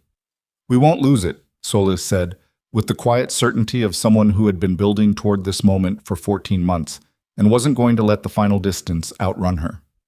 She left, and Emily ate the rest of her meal in the particular silence of a cafeteria in the late afternoon, when the lunch rush was long over and the dinner rush hadn't started, and the room had the hollow quality of institutional spaces between purposes. "You know what I keep thinking about?" Gloria said. "What?" "That patient, Pruitt, the construction worker from the first week." Gloria wrapped her hands around her coffee cup. "The pericardial effusion you flagged. Holt wrote you up for that." "I know." "You saved that man's life, and he wrote you up for it." "Yes." Gloria shook her head. "And then you just went to MedSurg and kept working." "There wasn't another option," Emily said. "The patient still needed care. Other patients still needed care. What was I going to do, make a scene?" "Most people would have." "Most people weren't doing what I was doing here," Emily said. Gloria looked at her for a long moment. "Who are you, Emily Carver?" Emily thought about the question. It was not the first time someone had asked a version of it, and it had different answers depending on which layer you were examining. She was the nurse they'd tried to push out. She was the officer who'd been declared dead. She was the woman who'd spent 7 years building something in the dark that she wasn't sure would ever see the light. She was someone who'd eaten half a granola bar at a nursing station 6 weeks ago and thought she had more time before anything came to a head. "I'm a nurse," Emily said. "That part's always been real." Gloria nodded slowly. "Yeah," she said. "I can tell." The 2 other soldiers were located by 9 that evening. The second, Sergeant First Class Daria Okonkwo, listed KYA in the same classified operation that had taken Whitfield, was in a private rehabilitation facility in rural Idaho, admitted under a false name 4 years ago. Following injuries the facility had been told were from a civilian industrial accident. She was ambulatory, cognitively intact, and had been asking questions that the staff had been instructed to deflect for years. When the federal agents arrived and identified themselves, Okonkwo apparently looked at the lead agent and said, in a voice that had clearly been holding that sentence for a very long time, "I knew someone would come." The third soldier, Specialist Aaron Tate, was found at a facility in eastern Washington state. His situation was more complicated. The years of isolation and the ongoing management of serious injuries had taken a toll that was going to require sustained medical and psychological support. But he was alive. He had been alive all along. Emily sat with that fact for a long time when the reports came in. 3 soldiers, 3 people who had existed in a legal and physical nowhere, no identity, no rights, no recourse, kept alive because they were more useful alive than dead and more containable than free. 3 people whose families had been told they were gone and had spent years carrying that weight. The families were notified that evening through Velde's office and in coordination with military family liaisons. Emily didn't have visibility into those conversations, but she thought about them. She thought about what it would be like to get that call. She thought about all the things that had happened to those families in the years between the notification of death and the notification that it wasn't true, all the grief and the adjustment, and the gradual, terrible way life continued to move forward, even when it felt like it shouldn't. There was no version of that news that didn't break something, even while it repaired something else. At 10 in the evening, Velda held a press briefing in the hospital's main conference room, which had been reset from command post back to its ordinary configuration. Chairs in rows, a podium borrowed from the administrative office, fluorescent lights that were somewhat less than flattering on everyone in the room. Emily was not at the podium. She was in the back of the room, in her scrubs, standing against the wall with her arms crossed. Veld was precise and thorough. He named the charges. He named Galt. He named the facilities where the soldiers had been found. He declined to name the ongoing investigation into the higher network, characterizing it only as continuing. And he described the evidence base in sufficient detail that the reporters in the room understood they were dealing with something that had considerable depth to it. He described Coastal Memorial's role in the patient transfer network. He described the arrest of Dr. Marcus Holt. He described the recovery of 3 soldiers previously reported as killed in action. He did not describe Emily Carver specifically, not by name, not by former identity. He said only that the case had been broken open by evidence developed through the efforts of a civilian medical professional who had been pursuing this matter independently for several years and without institutional support. One of the reporters asked who the individual was. Velde said the individual's identity would be disclosed at the appropriate time in coordination with federal legal proceedings and declined further comment. After the briefing, Merritt found Emily in the corridor. He didn't say anything immediately. He stood beside her in the hallway, and they both looked at the dispersing crowd of reporters and Velde's staff and hospital administrators who were already on phones to their lawyers and their boards. "The military is going to move to restore your record," Merritt said finally. "Full status, decorations, rank, the official history of what happened in the operation. That process starts Monday." "Okay," Emily said. "There's also going to be a request, not a requirement, for you to be available for the official inquiry that comes out of this. The internal military investigation into the breach in command that led to what happened to your unit." "I'll be available," Emily said. "And there will be people who want to offer you reinstatement," Merritt said, carefully. "Active or reserve. There are positions that would be—" "No," Emily said. He nodded. He didn't look surprised. "What will you do?"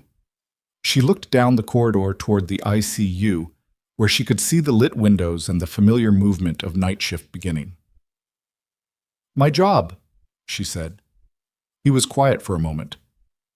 "You know, when I looked at your file, the real one, the one under the name Brooks, there was a commendation in it, from the operation where you were lost." He paused. The official language was demonstrated exceptional valor in the preservation of life under extreme conditions. He paused again. "Which is one way to put it." "It's the official way," Emily said. "I have another way," Merritt said. "She refused to let people die when every circumstance was telling her they should, and then she refused to stop until the people who manufactured those circumstances were held to account." He looked at her directly. "That's 2 different kinds of courage. Most people have one. Some people have neither. You had both." Emily looked at him for a moment. "Thank you, Colonel," she said. "Get some sleep." He almost smiled. Then he walked away, and Emily stood alone in the hospital corridor for a moment, in the particular quiet that settles over institutions in the late-night hours. That specific hush that isn't silence, but is as close as a building that houses human need can get to it. She went back to work. Not metaphorically, literally. She went back to the ICU floor, found the night charge nurse, and asked where she was needed. The charge nurse, a pragmatic woman named Sandra who had been on shift during most of the night's events and had managed them with the focused competence of someone who'd decided that caring for patients was the one thing she could control, looked at her for a moment and then handed her a chart. Bay 6, Sandra said. 72-year-old post-op, hip replacement, been complaining of left calf pain since change of shift. Attending charted it as positional, but I want another set of eyes. Emily took the chart and went to Bay 6. The patient was a man named Harold who had a white beard and a hospital gown he kept pulling straight with the dignity of someone who felt underdressed and was doing something about it.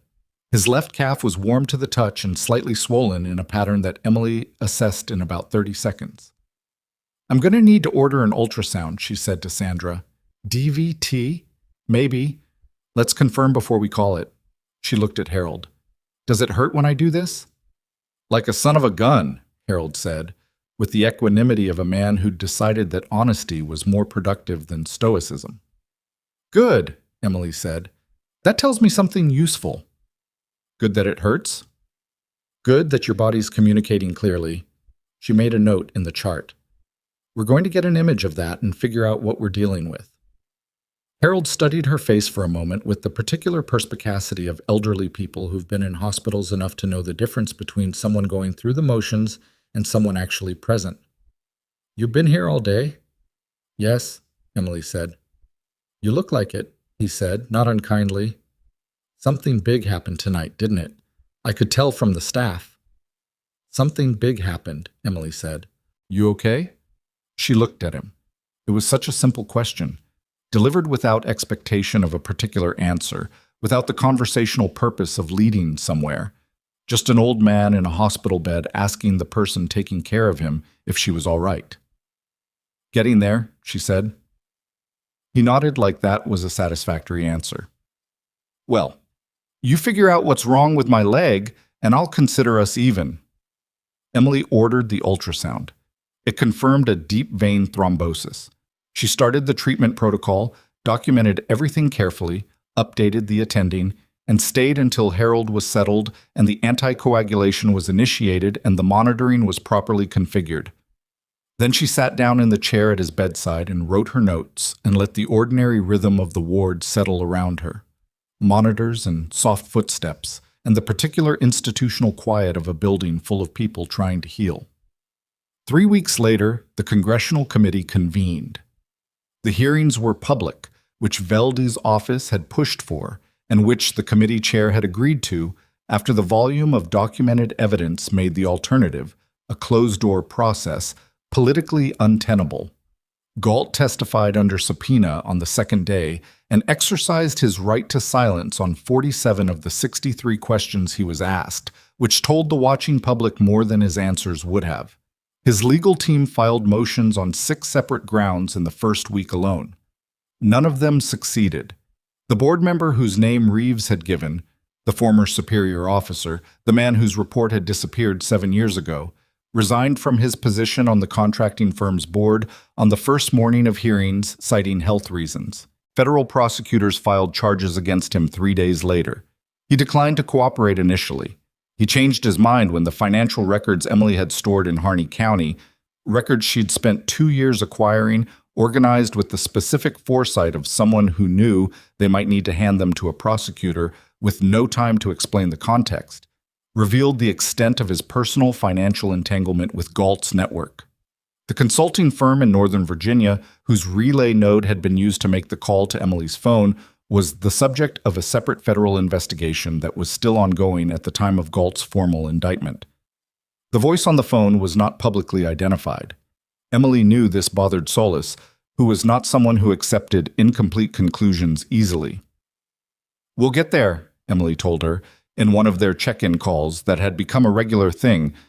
Not friendship exactly, but the kind of professional trust that formed between people who'd been in a bad situation together and come out the other side with a clear sense of each other's capabilities. These things take time. You've been patient for 7 years, Solis said. I don't know how you did it. I had patients to take care of, Emily said. That helped. Marcus Holt pled guilty to 3 charges in exchange for full cooperation with federal prosecutors. He received a sentence that included the permanent revocation of his medical license, 5 years of federal supervision, and restitution payments that would follow him for the rest of his working life. The sentencing judge, reading from her written statement, described the pattern of conduct as a betrayal of the fundamental obligations of the medical profession, not just to individual patients, but to the institutional trust that made medicine possible. Holt sat through the reading with his hands folded on the table in front of him and showed no visible reaction. The hospital staff who'd had no involvement in the scheme were cleared in a federal review process that took 6 weeks.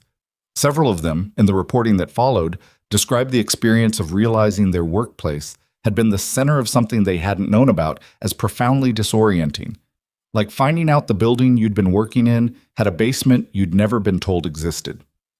Coastal Memorial went into federal oversight and emerged from it 11 months later under entirely new administrative leadership. The 3 soldiers were not returned to public life quietly. The military held a formal ceremony, not a flashy one, not the kind designed for cameras, but a real one, with the specific weight of an institution acknowledging something it needed to acknowledge. Whitfield, Okonkwo, and Tate attended in person. Whitfield was in a wheelchair. The 4 years in Harney County had not been undone by the rescue, and the recovery he faced was going to be long and non-linear and some days better than others. Okonkwo walked in under her own power and stood straight in a way that suggested she'd been practicing.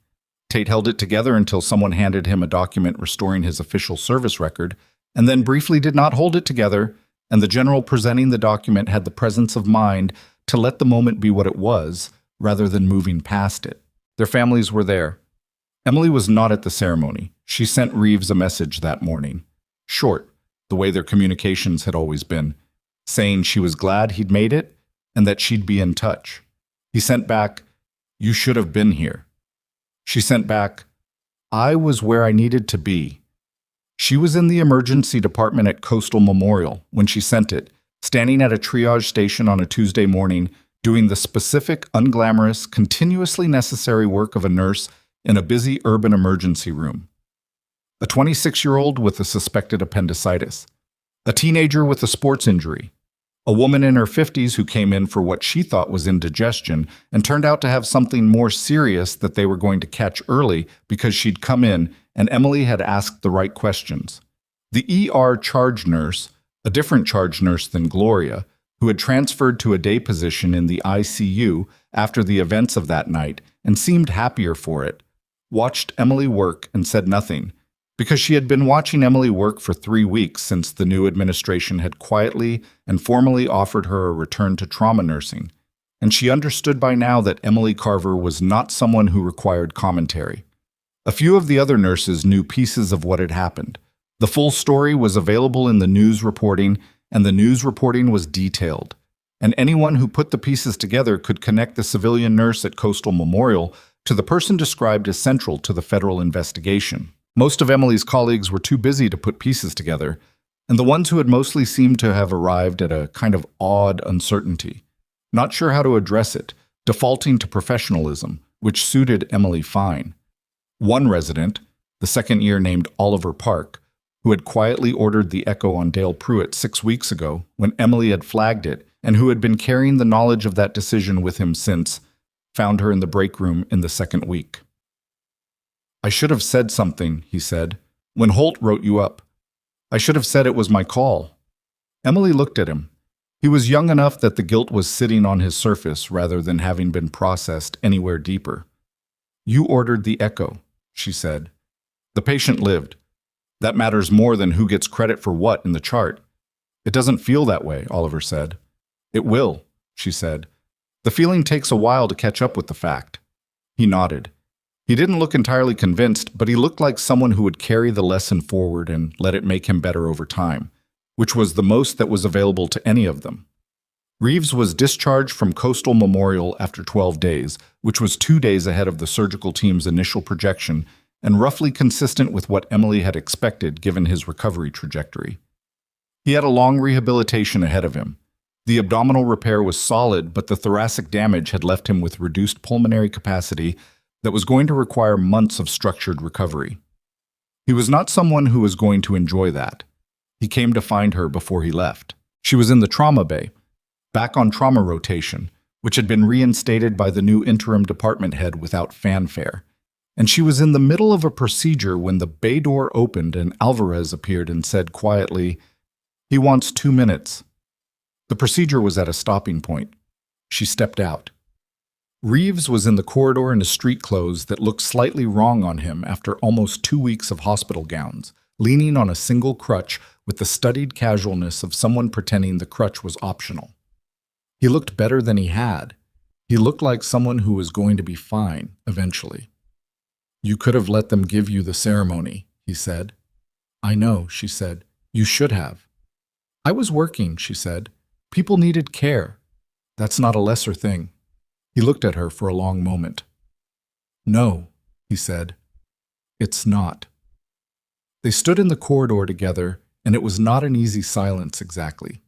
There were 7 years in it, and everything those years had contained, all the loss and the grinding work, and the particular loneliness of a person who is committed to something so consuming that ordinary life keeps sliding off the edges.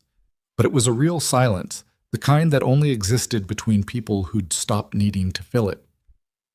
"What happens to you now?" he asked. "I keep working," she said. "Just that?" She thought about Harold in Bay 6, asking if she was okay. She thought about the woman who'd come in thinking she had indigestion. She thought about Oliver carrying his lesson forward. She thought about Whitfield in his wheelchair, and Okonkwo walking in straight, and Tate not holding it together in front of a general who had the good sense to let the moment be real. She thought about the 7 years it had taken her to get here, and she thought about the fact that none of it, not the careful work, not the accumulated evidence, not the moment the lights came back on, had been recognized when she first showed up to do it. She'd been a nurse no one looked at twice. She'd been the junior employee pulled off trauma rotation for overstepping. She'd been the woman being escorted toward the exit when the helicopter landed. And then she'd been exactly what she'd always been. "Just that," she said. "That's enough." He nodded once. Then he reached out and put his hand briefly on her shoulder, the specific gesture of someone who has a lot more to say and has decided that this is the version of it that fits. And then he walked toward the elevator, Alvarez at his shoulder, the crutch hitting the linoleum in the particular rhythm of someone who was going to be fine. Emily watched him go. Then she turned and went back into the trauma bay, where there was a patient who needed her and work that was not going to wait. And she picked up where she'd left off, with the steady, specific attention of someone who understood, in her bones and not just in her head, that this was not a lesser life. That the person who showed up in the ordinary hours and did the unglamorous work and caught the things that other people missed, that person was not someone to be underestimated, not someone to be written off, not someone to be escorted toward the exit and forgotten. That person was the one the room went quiet for. Not because she demanded it, because eventually, the truth of what someone is becomes impossible to look past, no matter how hard the wrong people try. And the doors that had once closed behind her opened again, not because she needed permission, but because the work was real and the work was hers, and she had never once stopped doing it.